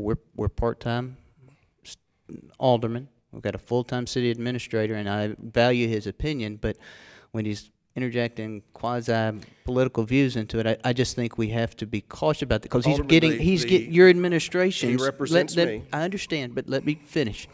It allows whoever he's speaking for to avoid accountability to some extent, because he's giving political opinions without being voted in and out of office. And so all I'm asking for is that we be cautious about the amount of time staff is given in comparison to the amount of time that we're giving as aldermen. I just am asking you to be cognizant of that fact. I don't want to raise point of orders every time and things of that nature. I just want the board to have equal time to speak. The city administrator. Your point is well made, sir. Well, thank you, Yes. and I appreciate the consideration. And I want to say to the city administrator, now, no one is, I think, second guessing what staff did. I think you all do a good job, and so when I say these things, they're not directed toward staff. They're directed toward the people up here. We're the ones that make the decisions based on the information that you provide us, just like me. I have an opportunity to say tonight that we need more information in the budget. Alderman Barziza said we need more information to make these decisions. You folks are following what you're asked to do by the city administrator and by the administration. I recognize that. But it's my responsibility to sit up here and say we're not getting the details that we need, and then to explain why I oppose one issue or another. But please don't take it personally. I can assure you none of staff takes anything personally from the Board of Mayor and Aldermen, and they are available at any point in time to meet, discuss at any hour, and many of our aldermen take them up on that offer. Any more discussion on this particular item? Alderman Owens. Want to say thank you for bringing up Administrator Lawton. The bottom, we hear from time to time that we are in the bottom 16%, and that simply is not true if you take into account the contributions that you mentioned that we provide. That's $7 million, such as school resource officers, paying off the penalty, if you will, to Shelby County Schools. If we were to add those dollars back, I think that would boost our percentage. Certainly it would, way up into where we are and where we need to be. And so I get tired of hearing that we're in the bottom 16% when that is not actually the truth based on the contributions that we provide in excess to right. Okay. We concluded? Yes, thank you. Thank you. Alderman Barziza. That's apples and oranges. That's true. It's apples and oranges. What I was in reference to was the spending per pupil, not expenditures on the part of the city. I was talking spending per pupil on a state level. That includes state as well as county funding, okay? Our portion is how much to the schools per pupil? 2,000 and what? I'm sorry, what was that? Now, and per pupil.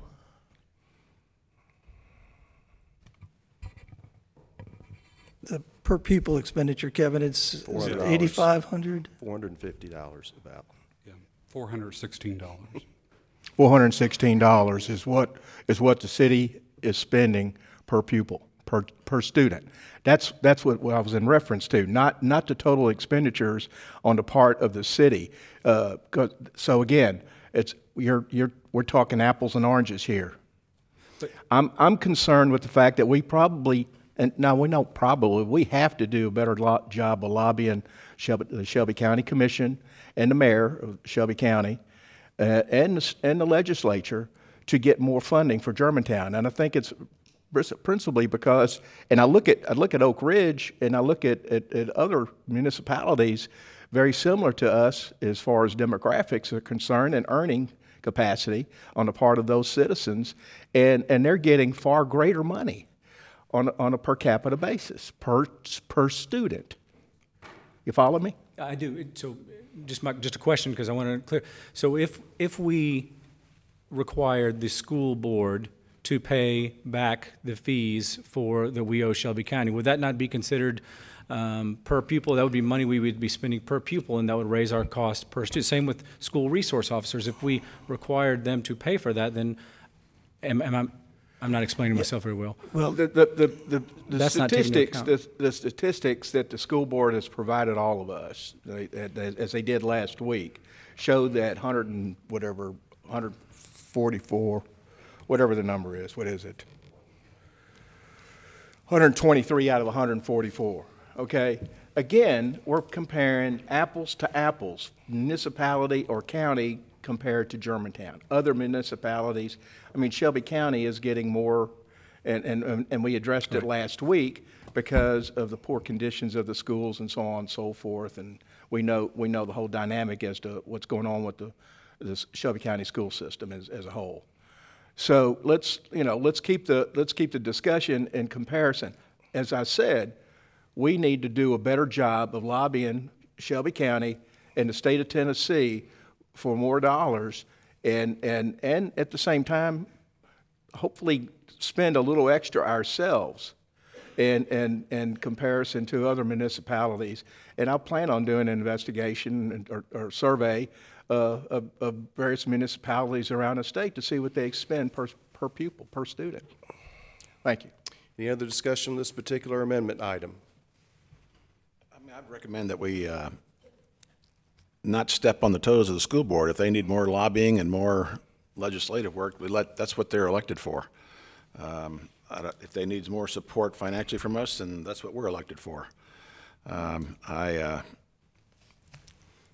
missing some of the apples and oranges here, that's for sure. But I think that we need to do what we do and let them do what they do. It's not our job to interfere with their work. Would point out that even though with the challenge in funding, the district remains the #1 district in the state. So they're very, very wise, judicious with the use of their funds and put it to the best use. Any other question or any other discussion on this amendment item? Please call the roll. Yeah. We've had a lot of discussion. I was just asking City Clerk or you if you could restate the motion, the amendment before the board. The amendment is to have the certified tax rate at $1.97. It's pretty clear and simple. Please call the roll. Alderman Barzizza? Yes. Vice Mayor Gibson? No. Alderman Massey? No. Alderman Owens? No. Alderman Yonda? The amendment fails. We're back to the original question. It had been motioned and properly seconded. Are there any discussion on setting the tax rate? Please call the roll. Vice Mayor Gibson? Yes. Alderman Massey? Yes. Alderman Owens? Yes. Alderman Yonda? Yes. Alderman Barzizza? No. The motion carries, moves to second reading. Takes us to item 13 on the agenda, ordinance number 2018-4, Germantown Municipal School District, year-end budget adjustments, first reading. Mr. Lawton, and I believe Mr. Jones may be assisting on this presentation. I will give an overview if Kevin promises to fill in all the gaps. These are a number of budget amendments, much like we do with our budget, adjusting those to reflect what the new district's budget looks like for FY18. All these budget adjustments that are attached to this agenda sheet have been presented to Ms. Landers and the school board by the school administration, and they all have been approved. They're coming forward to this body this evening because, again, remember the Germantown Board of Mayor and Aldermen approves the district school budget, and therefore they would also approve any amendments to the district's school budget as well. So if there's any questions regarding any of these areas within the budget, I'm going to turn that over to Kevin, Mayor, if anyone has any specific questions about the adjustments. But it works very similar to what I described with our budget amendment process. Thank you, Mr. Lawton. Would you just want to be prepared for questions, Mr. Jones? Okay. Is there a motion to approve ordinance number 2018-4 for the Germantown Municipal School District year-end budget adjustments on first reading and to set Monday, June 11th, 2018 for second reading and public hearing? Move to approve. Thank you. Second? There's a motion and a second. Any discussion? Please call the roll. Alderman Massey? Yes. Alderman Owens? Yes. Alderman Yonda? Yes. Alderman Barzizza? Yes. Vice Mayor Gibson? Yes. The item moves to second reading and public hearing. Brings us to item 14 on the agenda, ordinance number 2018-6, amendment to modify the term of Design Review Commission, second reading and public hearing. Before Mr. Ross comes forward, that concludes our budgetary look at anything school board related. Is that correct? That is correct, Mayor, and any other budget items this evening. The additional budget items to this board will be coming at the third and final reading. In addition to what you approved tonight, you'll be asked to approve a resolution on revenues and a resolution on the 5-year capital plan. Right. I was just going to make mention that if our school board chair and finance director want to stay, they're welcome. If they'd like to go home, this would be a good time. Mr. Ross. Thank you, Mayor, members of the board. Purpose of this agenda item is to approve on second reading modifications to Section 2169 of the Municipal Code that would change the length of the terms of design review commissioners, and also to hold the third and final reading on the June 11th, 2018 meeting agenda. As we've talked about before, this is a pretty simple adjustment to the ordinance that would allow for terms to run in a 2-year period and would be staggered in nature. This would allow for experience, expertise, and consideration of what those development standards are, comfort level with the design manual, sign codes, et cetera, to move forward and extend for a couple years rather than changing on an annual basis with the appointment of the commission chairs. We're available for any questions on this item. Thank you, Mr. Ross. There is a public hearing, but before that, let's go ahead and get the motion on the table. Is there a motion to approve on second reading Ordinance 2018-6, amendment to modify Section 2-169 of the Germantown Municipal Code to change the length of the term of the Design Review Commission members? Move to approve. Second. So motion and a second. At this time, I would open a public hearing on this particular item. Is there anyone that's here in attendance that would like to come forward and speak on this particular item to modify our ordinances for the Design Review Commission? Is there anyone who would like to come forward and speak to the board at this time? One last call. Anyone who would like to come forward and speak to the board on this particular item on the agenda? Seeing no one come forward, that concludes our public hearing. We return to discussion. Any discussion or questions for staff? Please call the roll. Alderman Owens? Yes. Alderman Yonda? Yes. Alderman Barzizza? Yes. Vice Mayor Gibson? Yes. Alderman Massey? Yes. Motion carries and moves to third and final reading. Brings us to item number 15 on the agenda.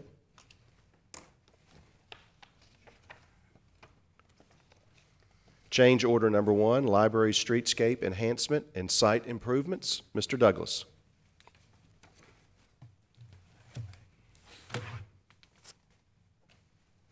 Thank you, Mayor. Good evening, Board, Alderman. This agenda item is to authorize change to the contract amount, Germantown Library Site Improvement and Landscaping Project, change order number 1, increasing the contract amount by $75,698.80 from $187,985 to $263,683.80. The design and construction objective of this project was to install a rain garden area with new ADA compliant walkways in the most cost-efficient manner while preserving as many trees and plant beds as possible. During the walkway layout, the contractor used elevations included in the original drawings and also used another surveying company to verify accuracy of the elevations. The original survey elevations were confirmed to be correct for ADA compliance. Once excavation was completed, removal of dirt resulted in exposing tremendous amount of tree feeder roots and damaged irrigation systems. Because the majority of the irrigation system was not as deep underground in order to maintain the elevations for ADA compliance. These underground items were unforeseen conditions at the proposed depth for ADA elevations. After inspecting the site, unforeseen conditions were verified, prompting staff to recommend that the project be completed properly by installing new irrigation system for this area and additional retaining walls to better protect tree feeder roots throughout the area. This would result in a change order which has been presented tonight, as the original construction plans included less retaining walls but more grading slopes toward the walkways. Staff believe that tree feeder roots will be damaged if we do not install these retaining walls.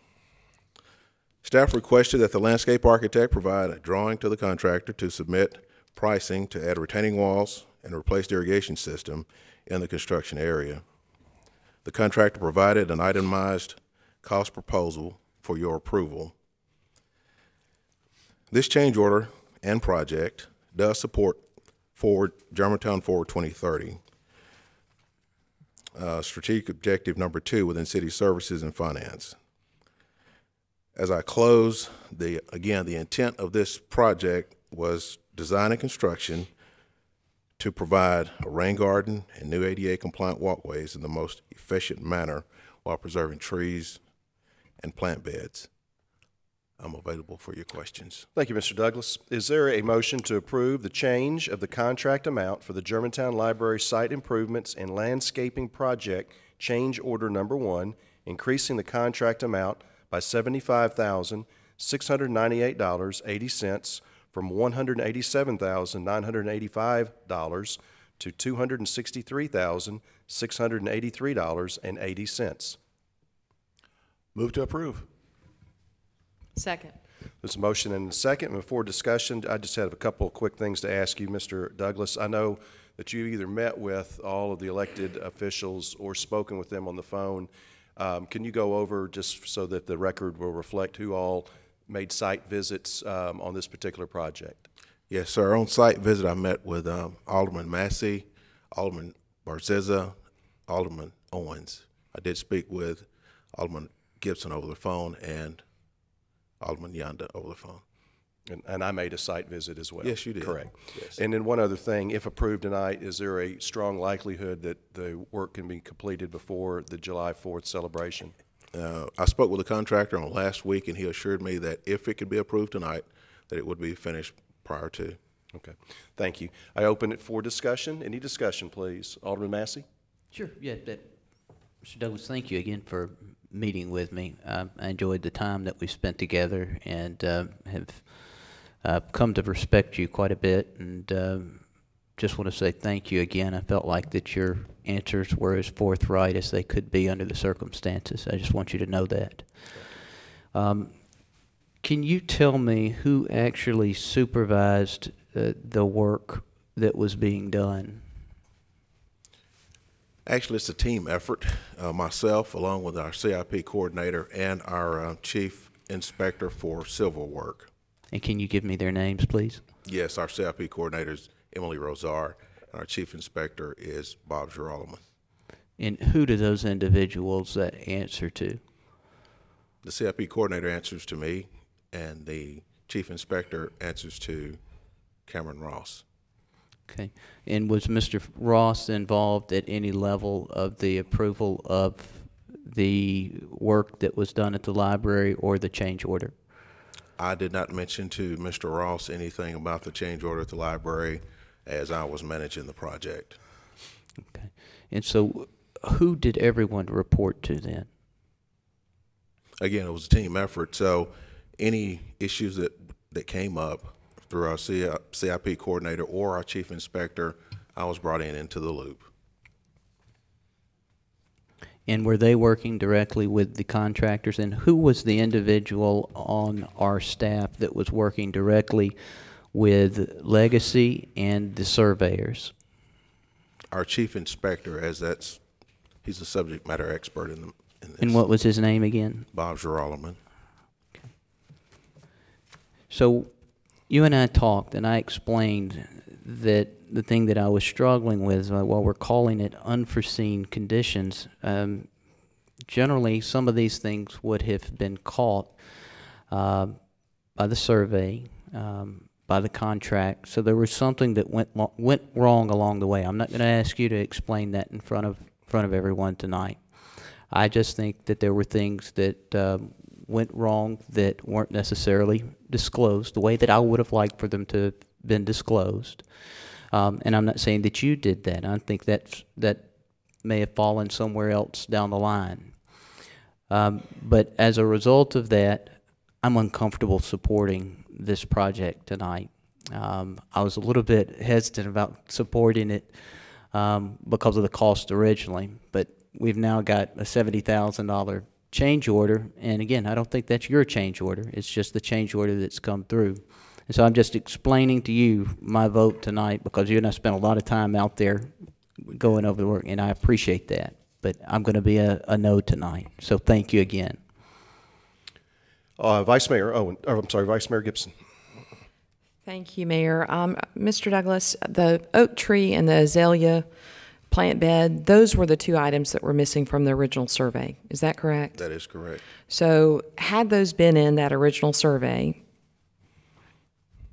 feel free not to answer this hypothetical question that I'm going to pose.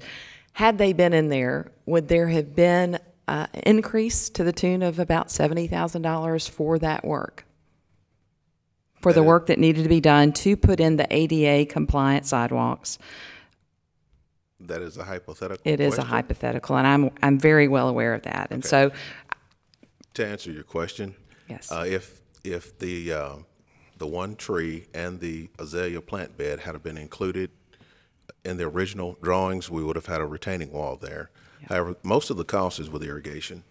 The itemized detail from the contractor shows that irrigation is our biggest cost here. The irrigation and the electrical conduit?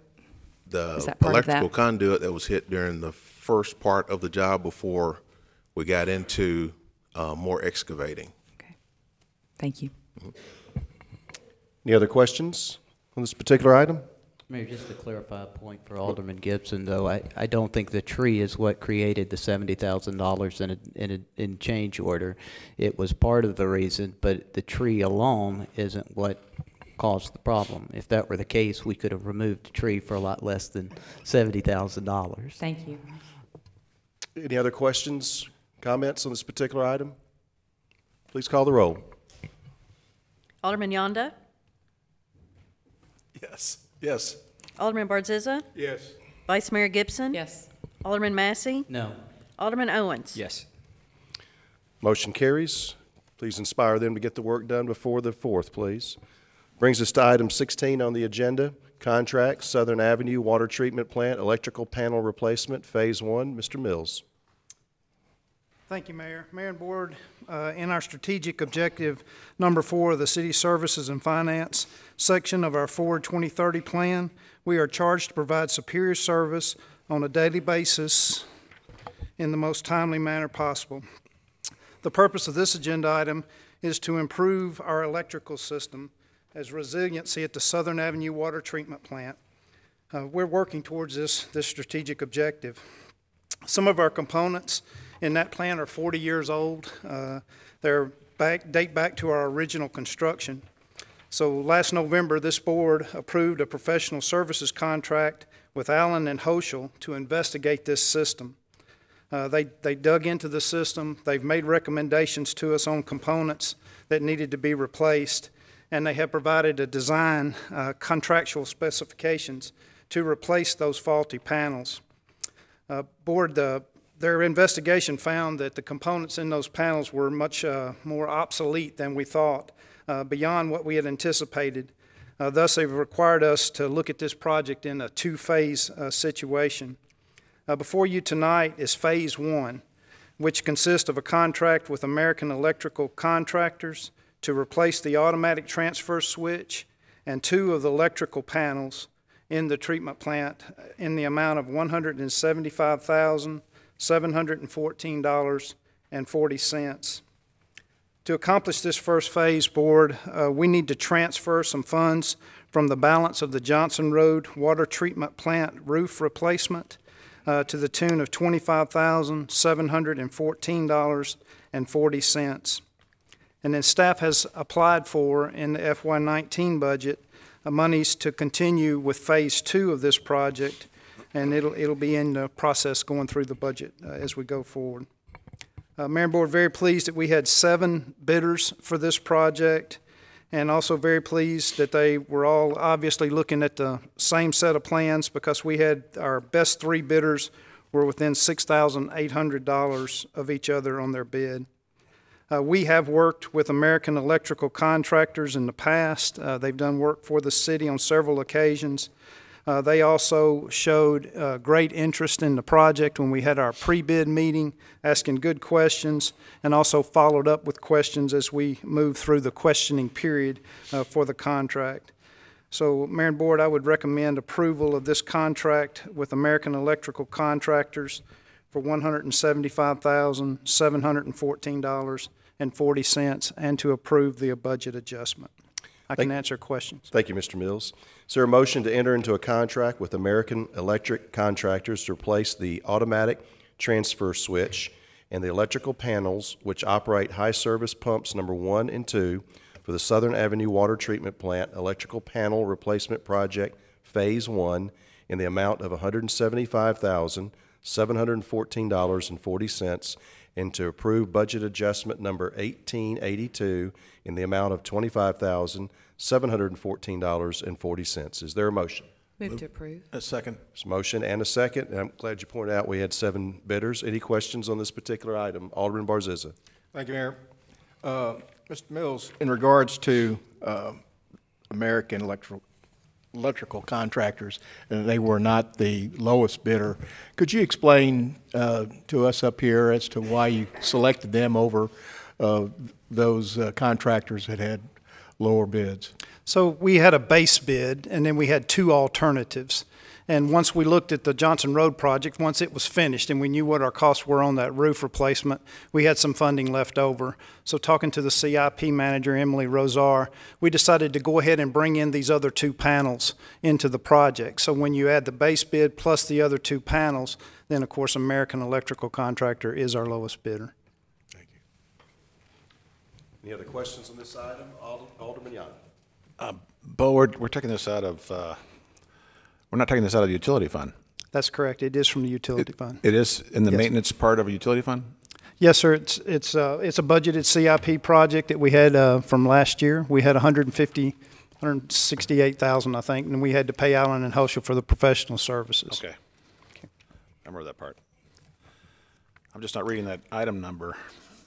The UT 1803, that's the project, the account number. That's our utility. It is a utility. Okay. UT would be the utility. Okay. Then thank you. That's all I had, Mayor. Any other questions on this item? Please call the roll. Alderman Barzizza? Yes. Vice Mayor Gibson? Yes. Alderman Massey? Yes. Alderman Owens? Yes. Alderman Yonda? Yes. Motion carries. Thank you for your support. Brings us to item 17 on the agenda, Resolution 18R12, amendment to the outline plan of the shops of Saddle Creek South Plan Development. There will be a public hearing as well. Mr. Ross. Thank you, Mayor, members of the board. A little history here. Saddle Creek was originally approved in 1987, celebrated their 30th anniversary in 2017, and still happy to have them here in Germantown. This is the area that we are discussing tonight. Saddle Creek South is on the south side. The parking structure with the addition of 17 spaces will be going on top of the existing detention feature. It will serve these 3 buildings here in the Saddle Creek development. This is the existing parking fields. There are currently 416 spaces that were approved as part of this plan development in 2013 by the Planning Commission and Design Review Commission. And then 2014, January, this board approved the original outline plan that is proposed to be amended tonight. The addition of the 50 spaces as part of this parking deck over the detention basin would bring this into conformance with the 440 spaces that are required by the underlying shopping center zoning district. So those 466 spaces would be added. These would be primarily used and signed for valet parking and employee parking only. They are on the rear side of the building for your location purposes. This is Stony River. This is Michael Kors, this is Talbot's, and this is the back area on the southwest corner of the development. Again, they are putting a deck over the existing detention feature. This is the plan view, the 3D view of the parking deck. You would enter at this portion, park, and then exit here. This is a little bit of it turned, but you can see the existing detention basin. This is planned to be poured in place using forms of concrete so that the existing detention basin can function during the time of construction, and all landscaping will be replaced. That development landscape plan is to be considered by the Design Review Commission at their May 22nd meeting. Open for any questions. Thank you, Mr. Ross. Is there a motion to approve Resolution 18R12, an amendment to the outline plan for the Shops of Saddle Creek South Plan Development? Move to approve. Is a motion? Second. There's a motion and a second. Discussion? Alderman Barzizza. Thank you, Mayor. Mr. Ross, I know this is just the outline plan. Do you have any idea as to what the cost of this project will be? I do not, Alderman. Can you give me kind of a ballpark number? The ballpark number that we like to use when we talk about structured parking is about $20,000 a space. Okay, thank you. Any other questions on this particular item? Alderman Massey. Who's picking up the cost for the parking deck? The developer is. Okay, the city's not involved in the cost. Is there any cost to the city for the parking deck? There is not a cent that the city will be putting into this project. Any other questions? Alderman Owens. Just, Cameron, where do we stand? I know this is coming before the Design Review Commission. Any progress on maybe the revisions to some of those facades along Poplar Avenue? We are currently working with the developer and hope to have some alternatives for you soon. So that'll be before the Design Review Commission this upcoming time, or no? That would have to be a separate application. What's in front of the DRC on the 22nd will be related to the landscaping around the parking deck. We're hoping to work with the developer on administrative adjustments to those facades. Thank you. Any other questions on this particular item? Mayor, will this be seen from Poplar? I thought it was back far enough that it wasn't going to be seen from Poplar, but it is, but there's a landscaping plan that's required for as part of the development. You know, for instance, there were 6+ trees that were planted around the detention basin. Those trees are being relocated, and a tree and vegetative screen is being proposed on this side of the parking deck in order to screen it from the existing residential, while the project faces an existing house. That area is zoned for office complex, but there is an existing residential house, so we're trying to make sure that that existing residential use is protected by the 4-foot wall that's on the parking structure, as well as a vegetative screen, so they're not just looking at a concrete wall, but the headlights will be shielded by that wall. yeah, it's my understanding the parking deck is basically right in front of the Arthur's home on the hill, correct? Mr. Andrew Arthur's house, yes. Yeah, and so they know that this project's getting ready to start, and yes, sir. They've been notified through the planning process. And you haven't heard anything back from them about the opposition to it? No, sir, we have not. Okay, thank you. And the lighting plans and everything else is in conformance with what we expect to see. Okay, great, thanks. Any other questions on this particular item? Please call the roll. Mayor, public hearing. I'm sorry, thank you. Thank you for reminding me. I now open a public hearing on this particular item. Is there anyone in attendance that would like to come forward and speak on this particular item? Is there anyone who would like to speak on this particular item regarding Saddle Creek South Plan Development? Anyone? Third and final call. Anyone like to come forward? Conclude the public hearing process, and now we move to a vote. Please call the roll. Vice Mayor Gibson? Yes. Alderman Massey? Yes. Alderman Owens? Yes. Alderman Yonda? Yes. Alderman Barzizza? Yes. Motion carries. Thank you, Mr. Ross, for that reminder. It's a good use of the space, too. Item 18 on the agenda, resolution number 18R13, adoption of the 2018 Germantown Comprehensive Parks and Recreation Master Plan. Ms. Beasley. Thank you, and good evening, everyone. The purpose of this agenda item tonight is to adopt by resolution the 2018 Germantown Comprehensive Parks and Recreation Plan.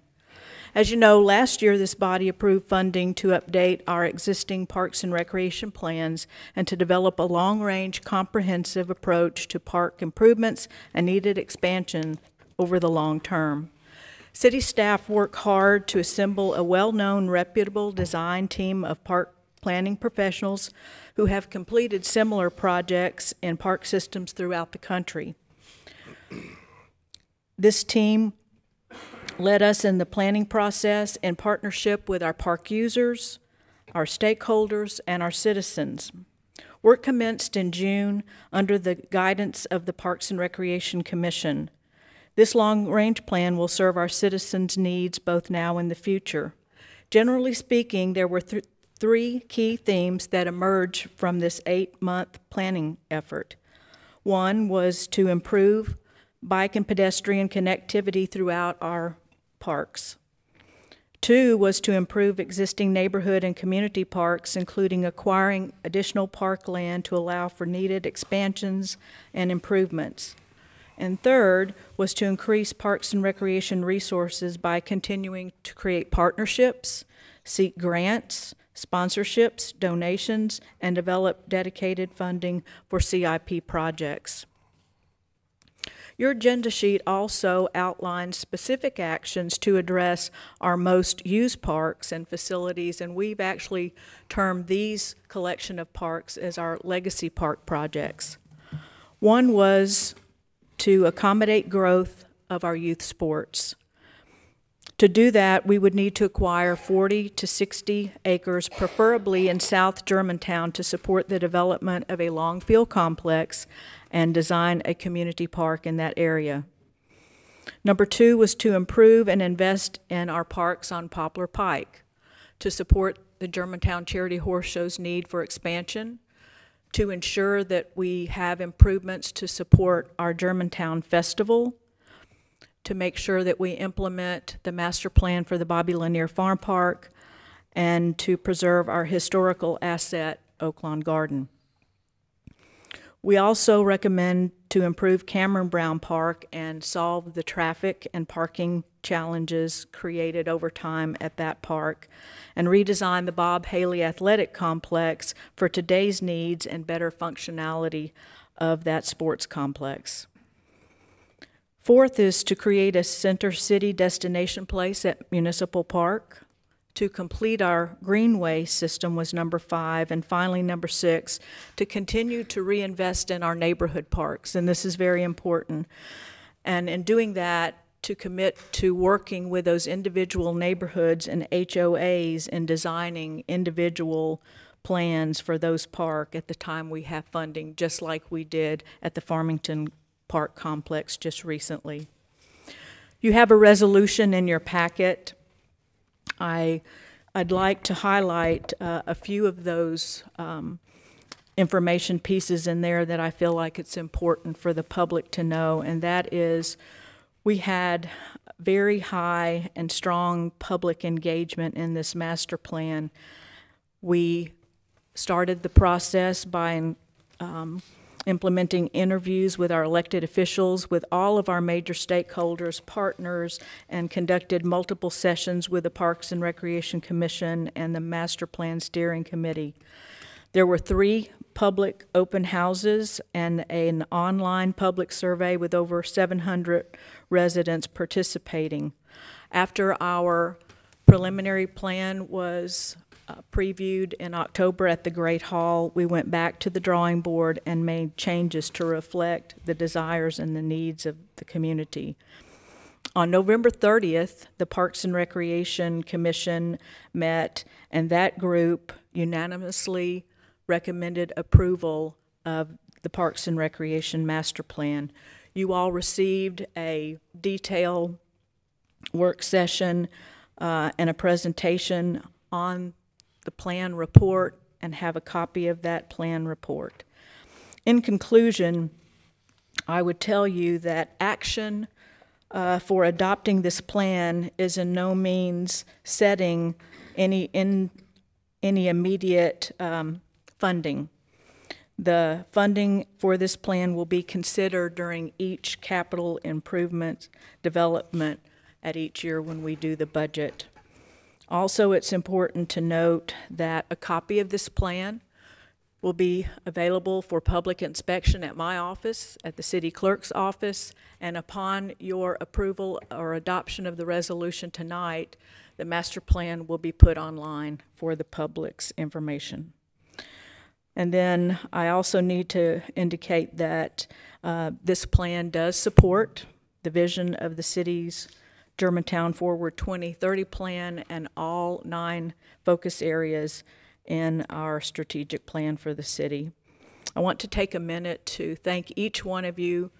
I had, I'm going to call it 100% participation with all of our elected officials and every single sports provider and partner that we work with in our park system on this plan. It was a long, arduous process, but I will tell you, I feel like the outcome is one that supports everybody's needs and desires both now and the future. So I'm available for any questions that you might have. Thank you, Ms. Beasley.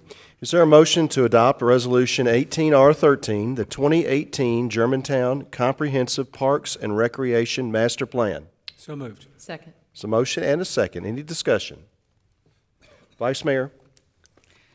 Just would simply say thank you to Ms. Beasley and her staff. With over 21 parks in our city, it is that quality of life that is what people are drawn to. With public safety, our schools, and our parks. And I thank you. This is, that word that we kept hearing since June was transformative. Certainly the plan is transformative, but what you also did over this long process was you listened to citizens, we worked out kinks when we needed to, and I assume that's not going to change in any of the parks, especially those neighborhood parks, to hear what citizens' input is. And I just appreciate all the work that went into it. Thank you. Thank you, ma'am. Any other questions or comments? Alderman Massey. Ms. Beasley, thank you for your work. Thanks for attending the meetings, answering all of our questions. I think you know how I feel about this because I kind of expressed some of my feelings when we had the special meeting about the parks. I'm still in a position where I just don't think we have all of the details about the plan and what we want to do going forward to justify voting for the resolution. I think we can accomplish a lot of what you want to accomplish, and I'm going to support a lot of what you want to accomplish, but we can do that without embracing this broader master plan tonight, because there's just still too much information that is missing from that plan for me to get comfortable with it at this point. So I don't see any reason for us to rush into voting for this. And I appreciate every one of the 700 citizens who participated in the plan, but that's really a very small percentage of our 40,000 residents. And so I think we as a board have to step back for just a second and decide whether or not we're comfortable voting for this resolution that seems to give our consent to the overall master plan. So I prepared some comments. I'll read those in, and then maybe you and I can talk a little bit more. But I don't think at this point we have enough information to determine whether the Parks Master Plan is a viable plan for the city, particularly since the professionals who designed the plan said in order for the plan to work, the city had to purchase parkland, and they identified land that was owned by Forest Hill Associates next to the land that Forest Hill Associates sold to the developers of the Watermark Apartments. We were told that purchasing that parkland, and they specifically identified that parkland that was by the Watermark Apartments, owned by Forest Hill Associates, as the parkland that we need to purchase to make this plan work. I don't remember exactly what the gentleman from Lowson Associates said. I don't remember his exact word, but it was essentially, this plan won't work unless you purchase this parkland. And so from my perspective, and we had this discussion, Alderman Owens and I had this discussion with you at our special called meeting, that if we're not going to purchase the parkland, the master plan falls apart. So it's just my opinion that we step back and put this off for a little bit and come back and revisit at a later date. Maybe you come to us and you say, here's some of the projects that I want to get done. I think we'd all support a lot of these projects that do need to get done, like Cameron Brown, for example. But let's not jump into approving this resolution and acting as if we give consent for the overall master plan, because I still think there's a lot of work that needs to be done there, quite frankly, as there's a lot of uncertainty. So thank you. Thank you, Alderman Massey. If I can, let me take a minute. I'd like to address some of your comments and some information to you that might be helpful. One is the reason I'm requesting adoption by resolution is, as you know, we're an accredited agency through CAPRA, and one of the standards to maintain your accreditation is that you have a planning document, and that document has to be approved and embraced by the highest authority, which is you. And also, this master plan is not design and construction plans. It's not specific. It's not intended to be specific. It's intended to be a roadmap, concepts and ideas. Those specific actions on how we're going to get there will be created when we know that the need is most immediate and that we have funding to do so. Sometimes those actions actually come about if we get a grant. Y'all know that we have traditionally built out our greenway system when we get a grant from the MPO. So next year, if we were to get a grant, we might identify that as a high priority. If we have a partner who is out there doing some fundraising and they have money that they want to invest in one of those projects, we might want to partner with them. So I just encourage you to think of the master plan is not a final construction plan with every detail that we're going to do, but actually a guide that we know we've had preliminary conversation on what we want to do. And to your point, in terms of land acquisition, the question is, we are almost at build out in Germantown, and just like the school system is forecasting their needs for their student population, during the master plan process, we were actually forecasting what we would need to do to continue to be successful with our youth sports and our recreation programs. And if we continue to build with young families and children who want to participate in those sports, we're at some point in the near future, we're not going to have enough field space for some of those recreation programs to take place. And so, yes, we are seeking to acquire additional land. When we presented the master plan with that one parcel and showing you a design plan in the master plan report, it was noted in there that that design was an overlay on a piece of property that was about the size we needed, but may or may not be the specific parcel that we end up purchasing. But we felt like we needed to show y'all what does a long field complex look like. So I think you heard Alderman Owen speak about the Park Commission's next meeting. What they'll be discussing is putting in place a site selection committee to go through the same type of process that we did in looking for additional land for the school. Is it available? Where is it available? How much will it cost? Are there partnerships that we could put in place to secure that? Anyway, I hope that information is helpful. Mayor, do you mind if I follow up? You still have the floor, sir. So, you know, one of the things that I brought up at our last meeting is that the longer we wait to purchase that parkland, the more inflated the values are going to get. And so if purchasing that parkland is key to the overall master plan, the board recommended that we purchase that land before we approve the park's master plan, because again, without that land, the master plan won't succeed. And so again, particularly in that area around Forest Hill, Irene, as that continues to get developed, those land values continue to be inflated. The city's always talked about purchasing land in that area. There was an agreement to purchase 4 acres, I think, at one time as parkland for around $1 million. Do you know what happened to that? Do you know what happened to the agreement to purchase that land? And which land is this? It's land owned by Forest Hill Associates, about 4 acres. It was part of the discussions to have parkland in that area. So there are a lot of moving pieces, and I'm just curious. That's just one example of parkland. Is that still available? Is that still on the radar? And I'd ask Mr. Ross to chime in, but I believe that developer is still looking at putting in some type of public space, but not necessarily under the umbrella of the Parks and Recreation Department, as it's going to be internally located with the development. So even though there could be public access, there's not going to be a parking lot or some way for the public to drive in there. So, Cameron, am I correct? That was known as their public lawn, and that was an amenity for the developer. Wrong one. Sorry. Okay. So, did I answer the question? Yes. Okay.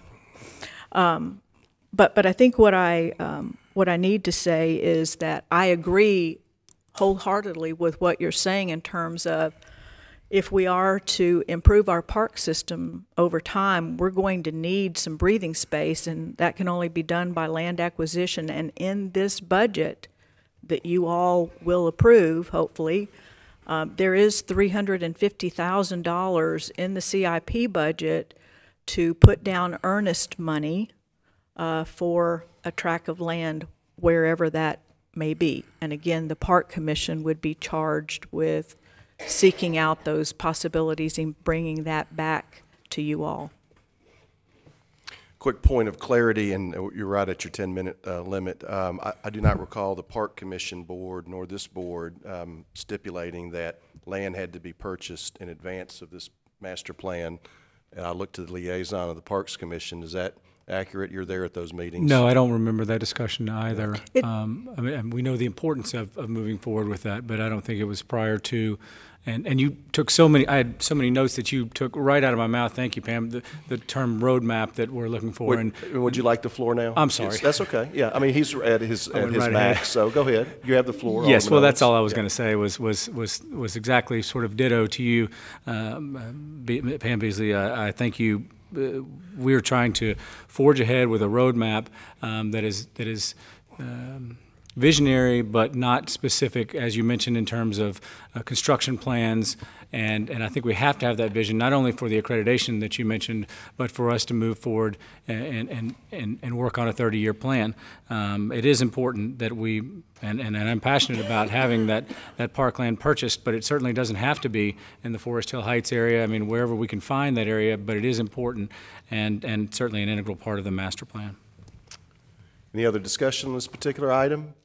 Mayor, I'd like to make a motion that we postpone this vote tonight, give Ms. Beasley time to come back to us with some recommendations and the plans for where we're going to find this land. It sounds like you have some options that are out there on the table, and I think the board would do well to know what those options are and when we might be able to close on those land deals. I do have the recording of the presentation where Los and Associates actually made the comment about how the land purchase was key to making this master parks plan successful. And I don't recall the exact word that he used right now, but I will pull that recording and I will get back to you with that. But I would appreciate it if the board would postpone the vote on this tonight until we have an opportunity to hear Ms. Beasley's comments on the available land. I thought we were in agreement in that when we had the parks meeting the last time, to be perfectly honest with you. So I'm a little surprised that we haven't gotten some of that information. There's an amendment to postpone this vote. Can you quantify on the amount of time so that it's not open-ended? Ms. Beasley, how long will it take you to get the information on the prospects for the land and possibly some of the estimated costs? I don't need the board doesn't need exact figures, but I think for budgetary purposes, number one, and then deciding whether we're going to adopt this resolution, because the budget comes into play when we're considering whether or not we're going to approve this resolution. Without knowing the cost of that land, I'm not sure that we can make an informed decision. If I can interject? Go ahead, quickly. The 5-year CIP, and as Ms. Beasley mentioned, in fiscal year 19, we do have earnest money identified, and I think she outlined a site selection process, which is very prudent in terms of finding that land. To Alderman Owen's point, we don't know where that is. We have identified in FY20 $3 million for a piece of parcel to purchase for the Longfields.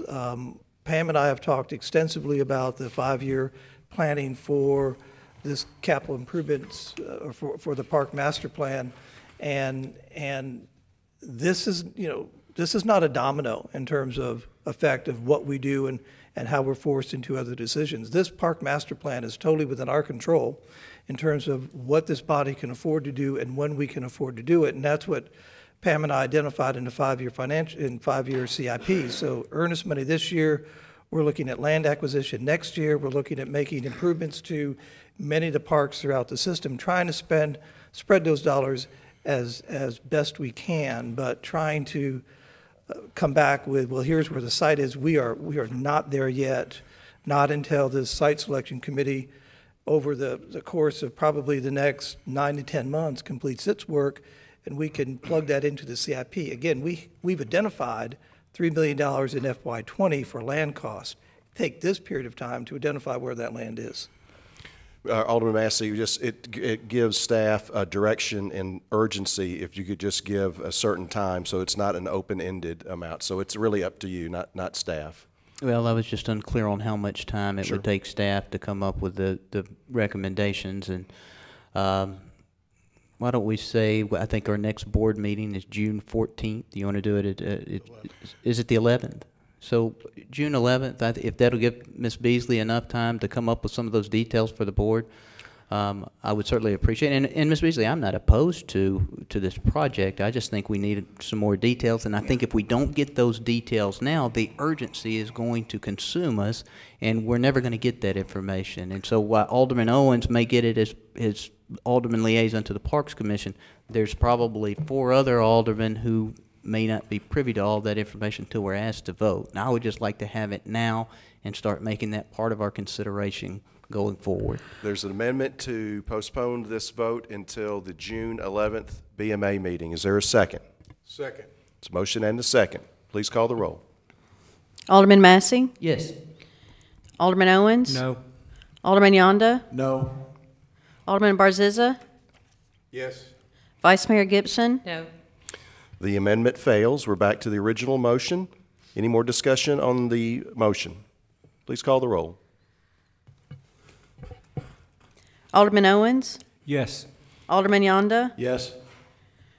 Alderman Barziza? Though I voted for the amendment, I do like the plan, and I will vote yes. Vice Mayor Gibson? Yes. Alderman Massey? No. Motion carries.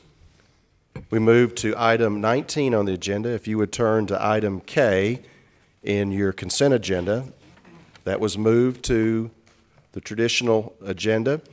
That's supplement number 1, FY18, on-call professional services agreement, Kimley Horn and Associates Incorporated. Mr. Gwaltney. Thank you, Mayor. The purpose of this agenda item is to consider approval of supplement number 1 for the on-call engineering professional services agreement with Kimley Horn. This year's budget was $50,000. That number was based on roughly 5 traffic impact analysis, 20 signal maintenance calls, and 6 speed studies related to neighborhood speeding. As far as the signal maintenance calls category for that item, we're roughly right on budget.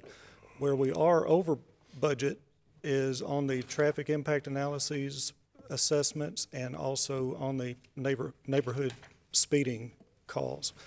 The expenditures that, again, supplement 1 in the amount of $25,000 will cover the expenditures to date, plus get us through the remainder of this fiscal year. We respectfully request approval of this item. Thank you, Mr. Gwaltney. Is there a motion to approve supplement number 1 in the amount of $25,000, increasing the ceiling to $75,000 for the FY18 on-call professional services agreement with Kimley Horn Associates Incorporated, and to approve budget adjustment 18-88? So moved. It's a motion? It's a motion and a second. Any discussion? Alderman Massey. I do have a few points. So I'm going to oppose this tonight, and I'm going to tell you why. I think that I personally think we need a full-time traffic engineer. I think the relationship that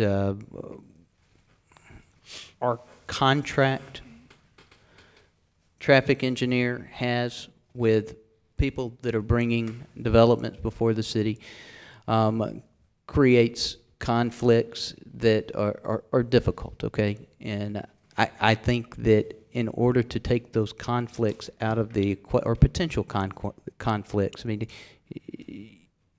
I just think that the city would be better served to have a traffic engineer whose goals and objectives is fully focused on what is best for the public.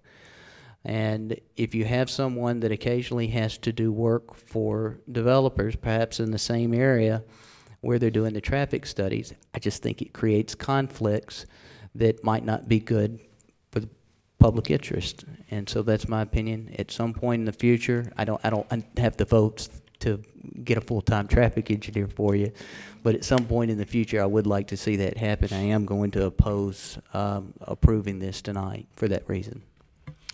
Thank you. Alderman Yonda? Mr. Waddy, we have to utilize the contract with these people in the past, even when we had a traffic engineer. Isn't that correct? I feel like we did. We did. Yeah, okay. You know, when we did have a full-time traffic engineer,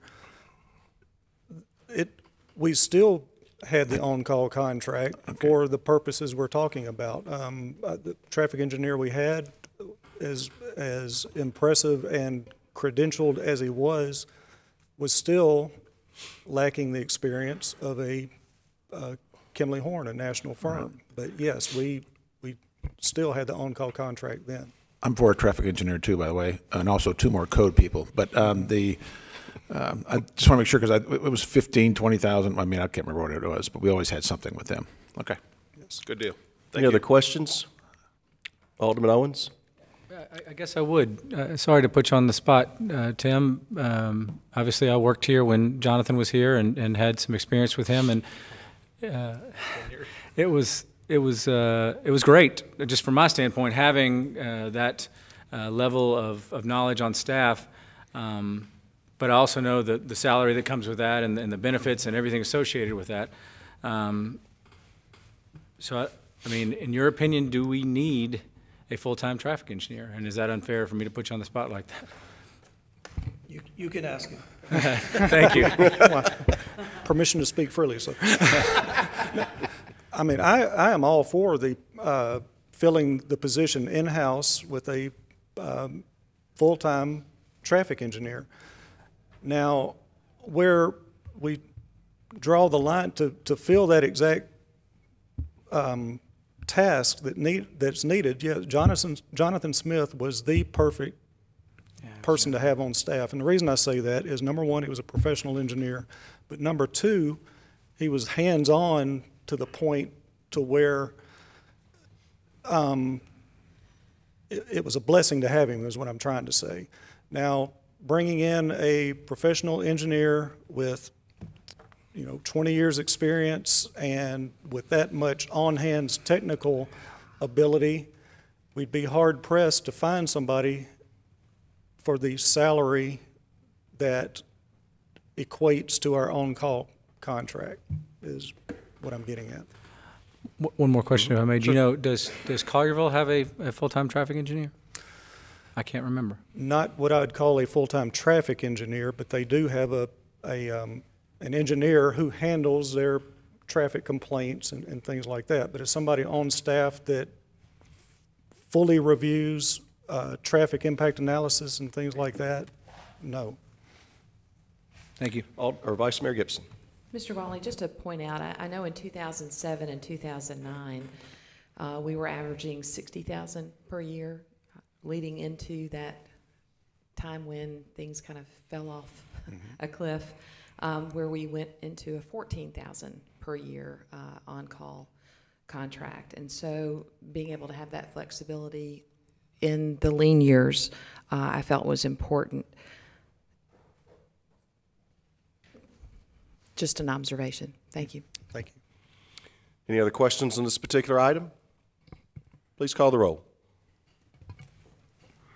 Alderman Yonda? Yes.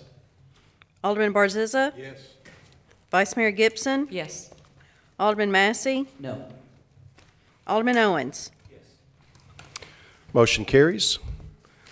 That brings us to, as mentioned earlier, we moved to consent agenda items 18 through 22, and now items 23, 24, and 25 become items 20, 21, and 22. First one, right-of-way acquisition, Tract 8, Germantown Road, Wolf River Boulevard intersection improvement project. And I believe, Mr. Gwaltney, you're going to actually cover all three of them.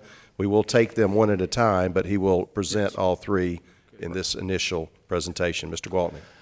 Thank you, Mayor. The purpose of this agenda item is to consider approval of right-of-way acquisition for tract number 8, 21, and 23. But this specific item is for tract 23 in the, tract 8 in the amount of $197,636 for the purchase of real estate and or easements related to the improvements of the intersection of Germantown Road and Wolf River Boulevard, and the disbursement of the purchase price to the seller. For approximately the last year, the city has been acquiring properties along the Germantown Wolf River Boulevard intersection area in order to improve that intersection. There are a total of 26 properties along the limits of the project. Offers have been made to all 26 property owners, and to date, counting the three items that are on the agenda tonight, 23 of the 26 property owners have accepted the offers. We were unsuccessful in coming to an agreement with two of the property owners, and as a result, those properties are now going through condemnation proceedings. We're still in negotiations with the remaining lone property owner, and indications are we'll be coming to an agreement very soon. So when we do, that will complete the right-of-way acquisition phase for this project. As I mentioned, this specific item is for tract number 8 and is owned by Wolf River Medical Center, which is also the Campbell's Clinic site. The appraised value for tract 8 was determined to be $179,800. The owners initially rejected the offer, but after negotiations, an agreement was reached in an amount 10% over the appraised value at $197,636. Staff respectfully request approval of this item, and I'll mention too that, to remind you, it is 100% reimbursable. Item number 21 is, I do have quite a bit of paperwork up here.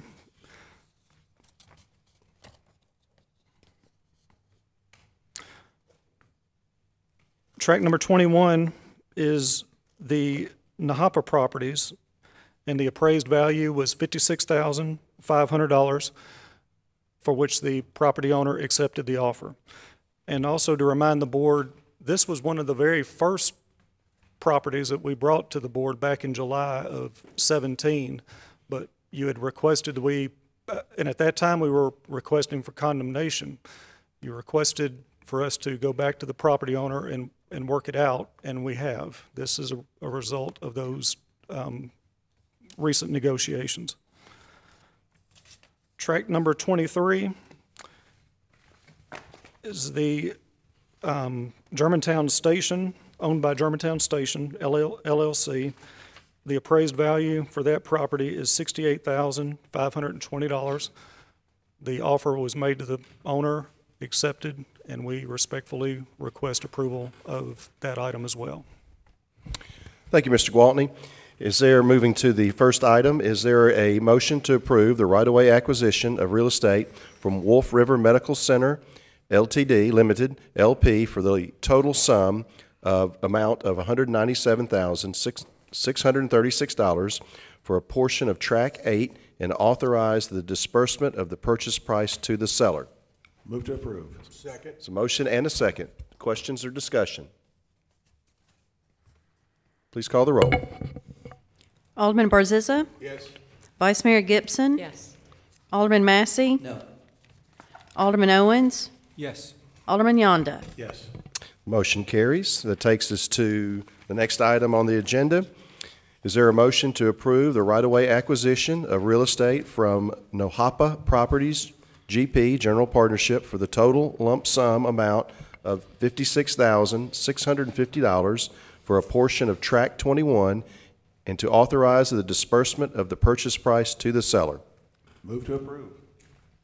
Second. There's a motion and a second. Any discussion? Please call the roll. Vice Mayor Gibson? Yes. Alderman Massey? No. Alderman Owens? Yes. Alderman Yonda? Yes. Alderman Barzizza? Yes. Motion carries. That takes us to item 22 on the agenda, the last of the right-of-way acquisitions. Is there a motion to approve the right-of-way acquisition of real estate from Germantown Station, LLC, for the total lump sum amount of $68,520 for a portion of Track 23 and to authorize the disbursement of the purchase price to the seller? Move to approve. Second. It's a motion and a second. Any discussion? Please call the roll. Alderman Massey? No. Alderman Owens? Yes. Alderman Yonda? Yes. Alderman Barzizza? Yes. Vice Mayor Gibson? Yes. Thank you. The motion carries. We've reached the conclusion of our work this evening. I will remind the audience that's here and the general public that there will not be a second meeting in the month of May due to Memorial Day holiday, and we'll be back in June. We are adjourned.